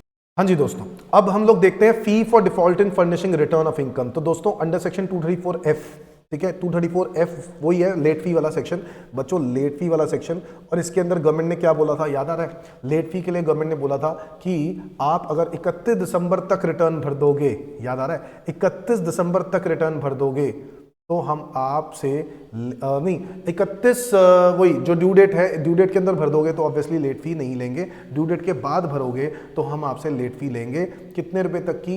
1000 रुपये की। एक तो होती थी 1000 रुपये वाली और एक होती थी 5000 वाली, याद आ रहा है? अब गवर्नमेंट ने 1000 और 5000 रखी तो वही है, बट गवर्नमेंट ने सिस्टम थोड़ा सा चेंज कर दिया है। 1000 और 5000 वो होती थी कि अगर आपकी इनकम 5 लाख रुपए तक की है ना, तब 5 लाख रुपए तक की है, उन लोगों के लिए बोल दिया गया था कि 1000 रुपये की लेट फी लगेगी, और 5 लाख से ऊपर वाले हैं उनके लिए 5000 बोल दिया गया था। बट अब गवर्नमेंट ने ये बात बोल दी है, अभी भी वैसे यही बोला है कि अगर आपकी आप लायबल ही नहीं हो आईटीआर के लिए और आपने अप्रैल से लेकर दिसंबर तक कोई भी पर्टिकुलर डेट में जाकर रिटर्न भर देते हो तो लेट फी ऑब्वियसली जीरो लगेगी, क्योंकि आप लायबल ही नहीं थे आईटीआर के लिए। मतलब आपकी इतनी कम इनकम थी कि आपको आईटीआर भरनी ही नहीं थी और फिर भी आपने भर दी। अप्रैल से दिसंबर तक कभी भी भरते हो आपको कोई रिटर्न में कोई लेट फी नहीं देने की जरूरत। Any amount of income on or before due date, obviously आप कोई भी तरह की इनकम ड्यू डेट से पहले पहले भर देते हो आईटीआर, तो आपको लेट फी भरने की कोई जरूरत नहीं है। अगर आपकी इनकम 5 लाख रुपए तक की होती है तो अगर आपने ड्यू डेट से पहले पहले भर दी तो ऑब्वियसली लेट फी नहीं होगी, बट अगर आपने आफ्टर ड्यू डेट भरी तो 1000 रुपए की late fee after due date. और ड्यू डेट क्या है दोस्तों? आफ्टर ड्यू डेट मतलब वो जो आपकी रिटर्न ऑफ ड्यू डेट है 139(1) वाली, वो वाली डेट अगर आपने मिस कर दी तो ऐसे केस में आपके ऊपर क्या लग जाएगी? लेट फी लग जाएगी। एक्सीडिंग 5 लाख रुपए तो आफ्टर ड्यू डेट आपके ऊपर 5000 रुपए की क्या लग जाएगी? लेट फी लग जाएगी। समझ में आ गई बात? बताओ। ठीक है, तो यहां पे हो गया आफ्टर ड्यू डेट वाला पॉइंट, ये पॉइंट हो गया कवर। आगे बढ़ते हैं। Section 234H, fee for default in linking Aadhaar card and pan number. बच्चों, आधार और पैन को बहुत जमाने से कहा जा रहा है कि इसको लिंक करा लो, लिंक करा लो, लिंक करा लो, बट लोग हैं, ढीठ लोग हैं। गवर्नमेंट ने कह दिया कि भाई साहब अब तुमने अगर इस बार लिंकिंग नहीं कराई ना तो हम तुम्हें बख्शेंगे नहीं, हम तुम्हारे ऊपर फीस लगाएंगे, लेट फी लगाएंगे, जो कि आज तक नहीं लगा रहे थे। As per section 139AA, it is mandatory for every person who has been allotted a PAN on 1 July 2017 who is eligible to obtain Aadhaar number shall link the Aadhaar number with PAN as per the latest notification. The due date for such linking has been extended to 30th June 2021. इसको भी हटा के government ने इसको 31 मार्च 2022 करवा दिया है। कब करा दिया बेटा? 31 मार्च 2022। मेरे ख्याल से ये आखिरी वाले पॉइंट में ये लिखा होगा। ये बात मैं आपको दिखा देता हूं। ये लिखा The last date for intimating Aadhaar number under Income Tax Act for the purpose of linking Aadhaar and PAN has been extended to 31st March 2022। ठीक है, तो ऑलरेडी एक्सटेंशन हो चुकी है, 31 मार्च 22 कर दिया गवर्नमेंट ने रिसेंटली। ठीक है, चलो, तो अब ये गवर्नमेंट ने कहा कि अगर आपने ये डेट मिस कर दी ना तो हम आपके ऊपर पेनल्टी फी लगाने वाले हैं 1000 रुपए की। देखो, if a person fails to link his Aadhaar number with PAN on or before the due date for linking currently which is 30th June, जो कि अब 31 मार्च 2022 हो चुका है, while linking Aadhaar number with PAN after due date such person has to pay a penalty fee for not exceeding 1000 rupees. 1000 रुपए की आपको मैक्सिमम लेट फी लगेगी। Further there are some other adverse impacts for non linking of the Aadhaar card with PAN number. Person will not be able to file ITR. ITR नहीं भर पाएगा अगर वो आधार को पैन के साथ लिंक नहीं करता, बिकॉज आधार ओटीपी के थ्रू ही आईटीआर फाइल होती है, which will lead to consequences of non filing of ITR. अगर आपने आईटीआर नहीं भरी तो नॉन फाइलिंग ऑफ आईटीआर के आपके ऊपर इंपैक्ट लग जाएंगे। क्या लग जाएगा? इंटरेस्ट लग जाएगा, लेट फाइलिंग ऑफ रिटर्न का इंटरेस्ट लग जाएगा, लेट फी लग जाएगी। ठीक है, इंटरेस्ट लगेगा अलग चीज़ है 234A में, और लेट फी लग जाएगी 234F में। No set off carry forward of losses, हमें पता है बहुत सारे लॉसेज आप कैरी फॉरवर्ड नहीं कर पाओगे। Non availability of deductions, 80I series की आपको डिडक्शन नहीं मिल पाएगी। ठीक है, और सेक्शन 10-11 के बेनिफिट्स आपको नहीं मिल पाएंगे। ये प्रॉब्लम्स आपको फेस करनी पड़ेंगी, यानी आप कॉन्सिक्वेंसेस फेस करने पड़ेंगे नॉन फाइलिंग ऑफ आईटीआर के। तो इस बात का आपको ध्यान रखना है।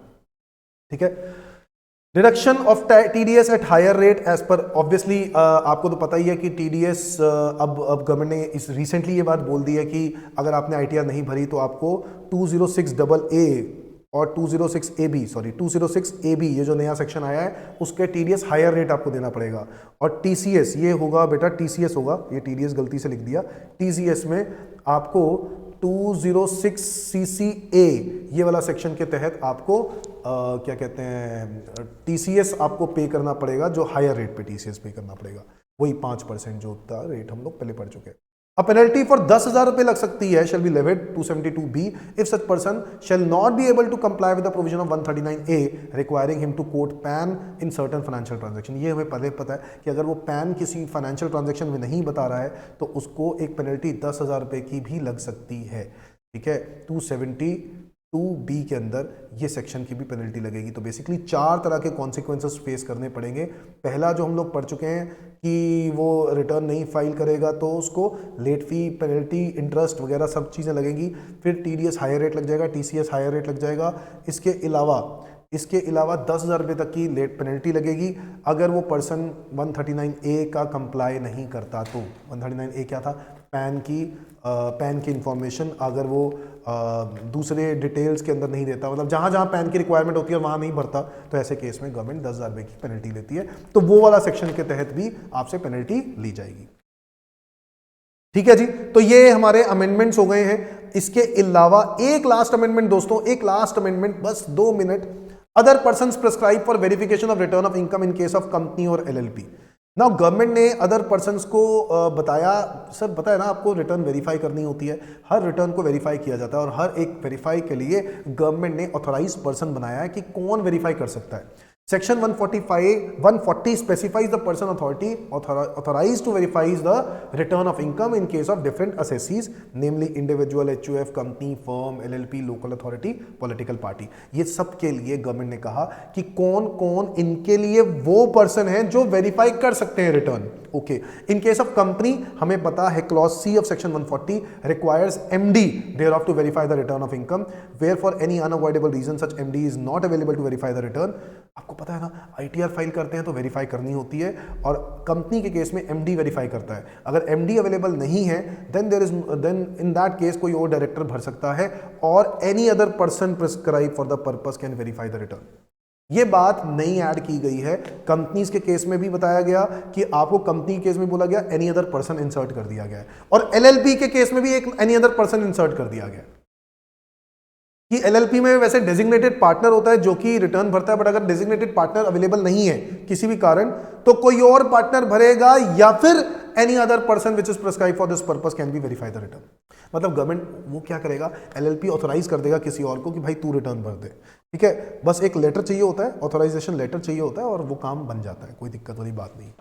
दैट्स इट दोस्तों, तो ये है हमारे अमेंडमेंट्स जो मैंने आपके साथ डिस्कस किए हैं। आपको इतनी सी बातें याद करनी है, ठीक है। और अमेंडमेंट्स में जो मुझे मेजर अमेंडमेंट दिखती है वो ये 2 सेक्शन है टीडीएस के, जो सबसे बड़े अमेंडमेंट हैं 194P और 194Q जो एक नए आए हैं, ठीक है। इस पर काफ़ी ध्यान रखने की ज़रूरत है। यूलिप वाली चीज़ पर काफ़ी ध्यान रखने की ज़रूरत है। कैपिटल गेन वाला जो पॉइंट हम लोगों ने यूलिप में पढ़ा था, स्लम्प सेल का भी इंपॉर्टेंट मैं कहूँगा।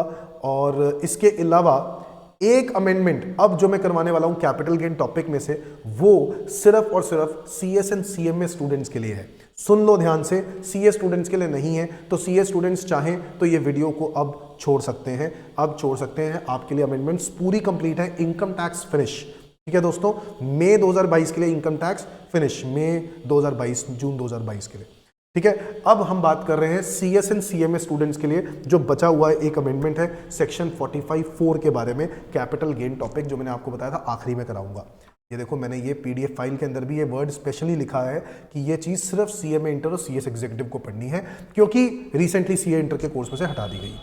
नाउ अमेंडमेंट क्या है, तो अमेंडमेंट ये है 45(4) कहता है कि अगर आप, मैं पहले 45(4) आपको याद कराता हूँ। 45(4) कहता है कि अगर आपकी फर्म डिसॉल्व हो रही है, अगर आपकी एओपी बीओआई डिसॉल्व हो रही है, डिसकंटिन्यू हो रही है, तो ऐसे केस में ना डिसॉल्व हो रही है, डिसकंटिन्यू हो रही है, तो इस ऐसे केस में ना पार्टनर्स को या फिर मेंबर्स को पैसे दिए जाते हैं। अब मेंबर्स को, पार्टनर्स को जो पैसे देने होते हैं ना, वो कैपिटल का अमाउंट जो देना होता है, उसकी जगह पे कई बार फर्म क्या दे देती है, एसेट्स दे देती है। क्या दे देती है, एसेट्स दे देती है, और मान लिया जाता है कि वो एसेट्स को बेच दिया। अभी तक हम लोग यही पढ़ते थे कि हम उस केस में सेक्शन 45(4) में हम मान लेते थे कि आपको एसेट बेच दिया गया है। कुछ याद आ रहा है? सो इसके अंदर कुछ चेंज ये किया गया है, गवर्नमेंट ने रिकॉन्स्टिट्यूशन को भी इसके अंदर ऐड कर दिया और कहा कि डिसोल्यूशन हो या रिकॉन्स्टिट्यूशन हो एक ही बात है। मतलब रिकॉन्स्टिट्यूशन क्या होता है, जब पार्टनर्स में कुछ चेंजेस आते हैं, जैसे 1, 2, 3 पार्टनर्स थे, उसमें से एक पार्टनर अगर एक्सपायर हो जाता है या फिर छोड़ जाता है, तो फर्म क्या होती है, रिकॉन्स्टिट्यूट होती है। क्या होती है, रिकॉन्स्टिट्यूट। यानी रिकॉन्स्टिट्यूट के केस में भी उस पार्टनर को क्या दिया जाएगा, पैसा दिया जाएगा, और पैसे की जगह पे क्या दे दिया गया, एसेट दे दिया गया। तो गवर्नमेंट ने कहा रिकॉन्स्टिट्यूशन के केस में भी ये चीज एप्लीकेबल होगी। और इसके बारे में क्या ऐड किया गया, आओ जरा पढ़ते हैं। क्या इंसर्ट किया, एक तो सेक्शन 9B है ऑफ इनकम टैक्स एक्ट, उसके अंदर कुछ बातें इंसर्ट की गई हैं। देखो जरा क्या, specified entity means a firm और अदर एसोसिएशन ऑफ पर्सन और बॉडी ऑफ इंडिविजुअल्स, ये हमें पता है। एंटिटी का मतलब क्या है, फर्म, एओपी, बीओआई, ठीक है। Specified person means a person who is a partner of a firm or a member of AOP, BOI, ठीक है। Reconstitution of specified entity means, अब रिकॉन्स्टिट्यूशन का मतलब क्या है, one or more of its partners और members as the case may be of such specified entity ceases to be a partner or member. एक या एक से ज्यादा लोग मतलब सीज मतलब छोड़ दिया उन्होंने, क्या, पार्टनरशिप या मेंबरशिप, ओके, एओपी बीओआई की membership. One or more new partners और मेंबर्स हैज बीन एडमिटेड, तो तो या तो फर्म में से कोई पार्टनर चला जाता है या कोई पार्टनर आ जाता है, और ऐसे केसेस में क्या हो जाता है, रिकॉन्स्टिट्यूट होती है फर्म। ऑल द पार्टनर्स और members as the case may be of such specified entity continue with a change in the respective share, यानी प्रॉफिट शेयरिंग रेशियो क्या कर ली, चेंज। ऐसे केस में भी फर्म क्या करते हैं, रिकॉन्स्टिट्यूशन। कह रहा है ये सब रिकॉन्स्टिट्यूशन का मतलब है, ठीक है। ये डेफिनेशन सेक्शन 9B में इंसर्ट की गई। आगे कहता है tax on receipt of capital asset or stock in trade by a partner or member from AOP or BOI. अब देखो क्या लिखा है, section 9B provides that where a partner or a member receives during the year any capital asset or stock in trade or both from the firm AOP or BOI in the connection with dissolution या फिर reconstitution of such specified entity, then specified entity will be deemed to have transferred such capital asset or stock in trade or both as the case may be to the partner or member in the year in which such capital asset or stock in trade or both are received by partner or member। So ये बात हम पहले पढ़ चुके हैं, इसमें हम कुछ नया नहीं पढ़ रहे। नया एक तो रिकॉन्स्टिट्यूशन वाला वर्ड हम लोग समझ रहे हैं इसके अंदर, जिसके अंदर हम लोगों ने ये बात जरूर समझ ली है, स्पेसिफाइड एंटिटी का नाम लिया गया, और स्पेसिफाइड एंटिटी में कंपनी नहीं आती है और कुछ नहीं आता, सिर्फ फर्म एओपी बीओआई आता है, जो कि या तो डिसॉल्व हो गया है या फिर वो रिकॉन्स्टिट्यूट हो रहा है। क्या हो रहा है, रिकॉन्स्टिट्यूट। और रिकॉन्स्टिट्यूशन क्या होता है वो भी मैंने आपको बताया।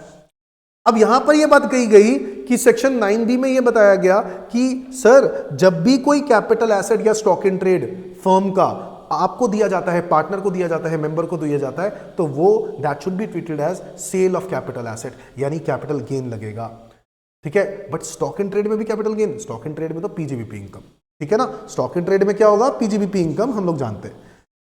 सर आगे further profit and gain arising from the deemed transfer of capital asset or stock in trade shall be either taxable under the head capital gain or shall be under the head business or profession respectively. Fair market value of capital asset or stock in trade on the date of its receipt by specified person shall be treated as full value of consideration as a result of such deemed transfer. यहां पर एक बात बोल रहे हैं कि अगर fair market value जो भी होगा वो कैपिटल एसेट का या स्टॉक इन ट्रेड का, वो आपकी सेल कंसिडरेशन मानी जाएगी। वैसे तो हम लोग यही करते हैं, हम अभी तक यही पढ़ते हैं, 45(4) में यही पढ़ा है फेयर मार्केट वैल्यू।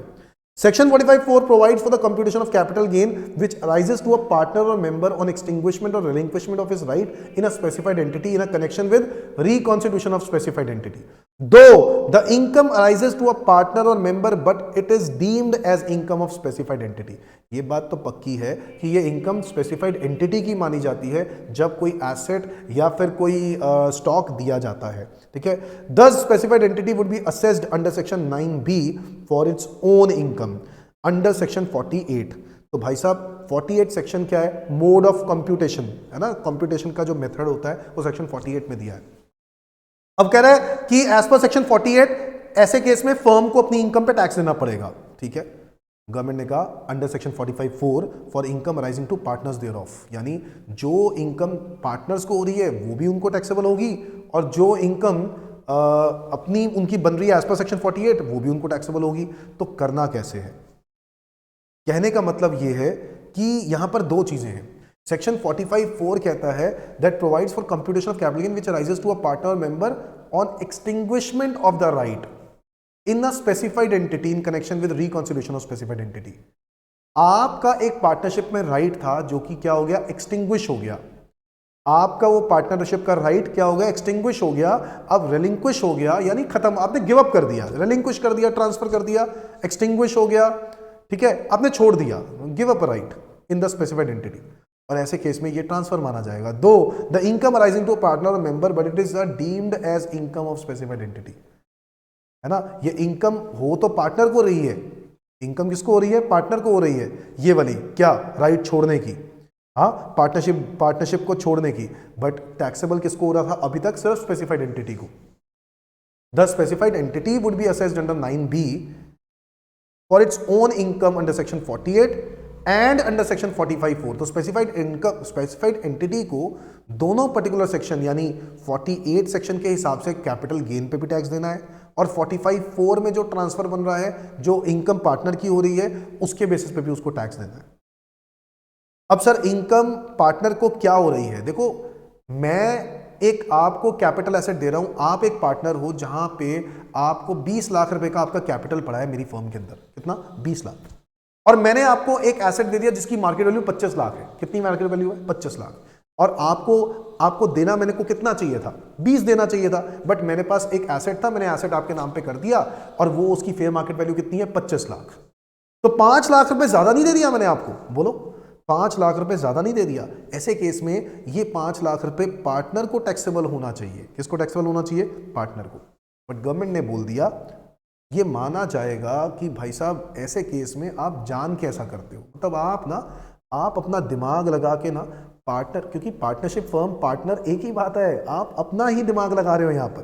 तो गवर्नमेंट ने कहा पार्टनरशिप फर्म जब भी पार्टनर को अभी एसेट देगी और फेयर मार्केट वैल्यू में देगी तो कोई दिक्कत नहीं है, कोई दिक्कत नहीं है, दे। हाँ, अगर वो कैपिटल अमाउंट से ज्यादा अमाउंट देती है ना, कैपिटल अमाउंट से ज्यादा अमाउंट देती है ना, तो वो जो डिफरेंस अमाउंट है ना वो कैपिटल गेन मान लिया जाएगा। क्या मान लिया जाएगा? कैपिटल गेन मान लिया जाएगा। और पता है वो किसको टैक्सेबल हो जाएगा? एंटिटी को हो जाएगा। भाई को बताओ होना चाहिए या नहीं होना चाहिए? पहले तो ये बताओ, होना चाहिए नहीं होना चाहिए? लॉजिकली तो होना चाहिए, लॉजिकली होना चाहिए। क्यों? क्योंकि मान लो कि वो फर्म क्या कहते हैं, जो कैपिटल एसेट, जो कैपिटल बनता है आपका एक पार्टनर का, वो 20 लाख बनता है, बट फर्म के पास जो एसेट पड़ा है जो आपको दे रहे हैं वो 25 लाख का दे रहे हैं। तो 5 लाख रुपए जो ज्यादा दे रहे हैं वो 5 लाख रुपए के ऊपर क्या लगना चाहिए? टैक्स लगना चाहिए। बताओ यस या नो? तो 5 लाख रुपए पे टैक्स लगेगा, कैपिटल गेन माना जाएगा इसको, इस पे टैक्स लगेगा, एंटिटी को टैक्स देना होगा। तो गवर्नमेंट ने एक फॉर्मूला बनाया, A = B + C - D। इसका मतलब यही है जो मैं आपको बताने वाला हूं, A = B + C - D, जो मैं बता चुका हूं बेसिकली। A क्या है? Income chargeable to head capital gain specified entity की बात हो रही है। बी क्या है? बी वो है जो पैसा आपको मिला होगा, value of money receive by a partner, partner को क्या मिला। हाँ, और amount of fair market value of any capital asset receive by partner. तो पार्टनर को कुछ हो सकता है कोई कैपिटल एसेट मिला हो सकता है कुछ पैसा कैश में भी मिला हो। सो मान लो 5 लाख कैश में मिला है और 30 लाख रुपए का कैपिटल एसेट मिला, उसकी fair market value total 35 lakh rupees मिला है। बट मुझे एक बात बताओ कि आपका जो बैलेंस इन कैपिटल अकाउंट है वो सिर्फ 20 लाख रुपए है। बैलेंस इन कैपिटल अकाउंट क्या है? 20। यानी आपको मिलने 20 चाहिए थे, बट मिले कितने? 35 गए। तो गवर्नमेंट कहता है ये जो 15 लाख रुपए ज्यादा दिए जा रहे हैं ये स्पेसिफाइड एंटिटी के लिए कैपिटल गेन है, स्पेसिफाइड एंटिटी के लिए कैपिटल गेन है। गवर्नमेंट ने कहा कि ये पार्टनरशिप फर्म, क्या देखो अल्टीमेटली पार्टनरशिप फर्म टैक्स पे करे या पार्टनर पे करे, बात तो एक ही है। पार्टनरशिप फर्म पे करेगी तो भी तो पार्टनर को ही भुगतना है, और पार्टनर पे करेगा तो एक ही बात समझेंगे, क्योंकि अल्टीमेटली तो सब कुछ पार्टनर को ही भुगतना है, पार्टनरशिप फर्म में भी पार्टनर को ही भुगतना है। तो गवर्नमेंट ने क्लियरली बोल दिया कि ये फॉर्मूला ठीक है, हम कैपिटल गेन टैक्स लगा देते हैं। किनके ऊपर? किनके ऊपर लगा दें? हम कैपिटल गेन टैक्स लगा देंगे पार्टनरशिप फर्म के ऊपर। ओके सर, ये 15 लाख रुपए आपका कैपिटल गेन है, समझ में आ गया? हाँ सर समझ में आ गया।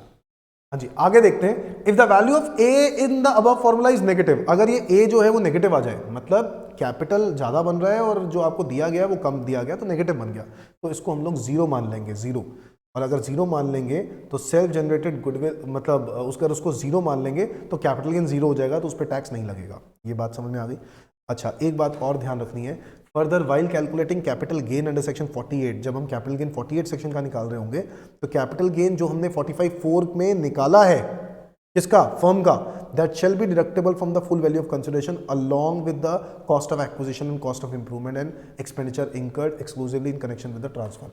ये जब हम लोग फेयर मार्केट वैल्यू, ये फुल वैल्यू ऑफ कंसिडरेशन, जब हम फर्म की कैपिटल गेन इनकम निकाल रहे होंगे ना एज पर सेक्शन 48, क्या निकालते हैं उसमें? सेल कंसिडरेशन लिखते हैं, fair market value of capital asset, उसमें से कोई खर्चा अगर आपने किया है तो अब आप कहोगे सर सेल कंसिडरेशन तो वही है फेयर मार्केट वैल्यू, और वो तो हम लोग ऑलरेडी बता चुके हैं कितना है? 35 लाख।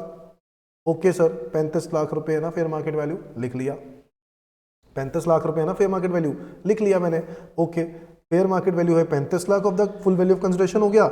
एक्सपेंडिचर इंकर्ड अगर कुछ है तो, नहीं है तो छोड़ दो। कॉस्ट ऑफ एक्विजिशन अगर कुछ है तो 10 लाख रुपए की उसकी कॉस्ट ऑफ एक्विजिशन मान लेते हैं, 2 लाख रुपए का इंप्रूवमेंट मान लेते हैं। और जो ऑलरेडी आपका कैपिटल गेन टैक्स लग चुका है, कितना लग चुका है? 15 लाख ना, 15 लाख आपका कैपिटल गेन बन चुका है ना, तो वो हटा दो ना, अब दोबारा बार बार देते रहोगे क्या? तो 35 लाख रुपए की सेल कंसिडरेशन में से 15, 10, 25 और 2 27, यानी 8 लाख रुपए, 8 लाख रुपए आपका अंडर सेक्शन 48 का कैपिटल गेन है। तो हमें करना ये है कि हमें जो कैपिटल गेन फाइंड आउट करना है ना, हमें जो कैपिटल गेन फाइंड आउट करना है ना, वो हमें उसके दो हिस्से करने हैं। एक कैपिटल गेन फाइंड आउट करना है अंडर सेक्शन 48 जो कि नॉर्मल वाला होता है, और एक 45(4). ये हम लोगों ने जो निकाला ना, ये 45(4) के हिसाब से निकाल दिया है। जहां पे क्या करना है, जो भी आपको एसेट दिया गया है, जो भी आपको एसेट दिया गया है और जो भी आपको बदले में कैश दिया गया है, वो दोनों को ऐड कर दो। 35 लाख रुपीस हो गया। ये इसमें इसको बोलेंगे बी प्लस सी माइनस कर देंगे इसमें से डी। ये जो डी है वो क्या है, अमाउंट ऑफ कैपिटल, जो भी आपका क्लोजिंग उस वक्त कैपिटल पड़ा हुआ था, तो वो कैपिटल जो आपका बनता था वो हटाया, तो पता चला कि आपके इतने पैसे बनते थे, इतने पैसे एक्स्ट्रा हैं आपके पास। ये आपका कैपिटल गेन है। क्या है ये आपका कैपिटल गेन है। ऑब्वियसली आप इस पर टैक्स दे दोगे, फर्म आपकी टैक्स दे देगी। अब जब फर्म फिर से इस इनकम को निकालेगी और फिर उसके बाद लिखेगी सेल वैल्यू, ठीक है, fair market value of the consideration जो कि 35 लाख रुपए बन रहा है, उसमें से खर्चे माइनस करेगी, उसमें से खरीदने की कॉस्ट माइनस करेगी, इंप्रूवमेंट माइनस करेगी, तो कैपिटल गेन तो कुछ और आ रहा होगा ना। 45(4) में तो हम इसी तरीके से सेक्शन के पे कैपिटल गेन निकालते हैं ना, बट उसमें से एक चीज और माइनस करेंगे जो हम ऑलरेडी कैपिटल गेन बना चुके हैं 15 लाख, वो हम लोग इसमें से माइनस कर देंगे। जो बच गया वो आपका income under the head taxable capital gain होगा। Is that clear to everyone? ठीक है, कोई मुश्किल नहीं है, एक बारी और रीडिंग करेंगे समझ में आ जाएगा। ठीक है, थैंक यू बच्चों, बाय बाय। आज के लिए इतना ही करते हैं। ये हमारी कैपिटल गेन की अमेंडमेंट्स हो चुकी हैं और मैं सारी अमेंडमेंट्स सब करवा चुका हूं, सब फिनिश। अब मैं आपके पास लेके आने वाला हूं जीएसटी के अमेंडमेंट्स बहुत ही जल्द। ठीक है, तो till then bye bye, all the best, तैयारी करते रहो बच्चों, बाय बाय।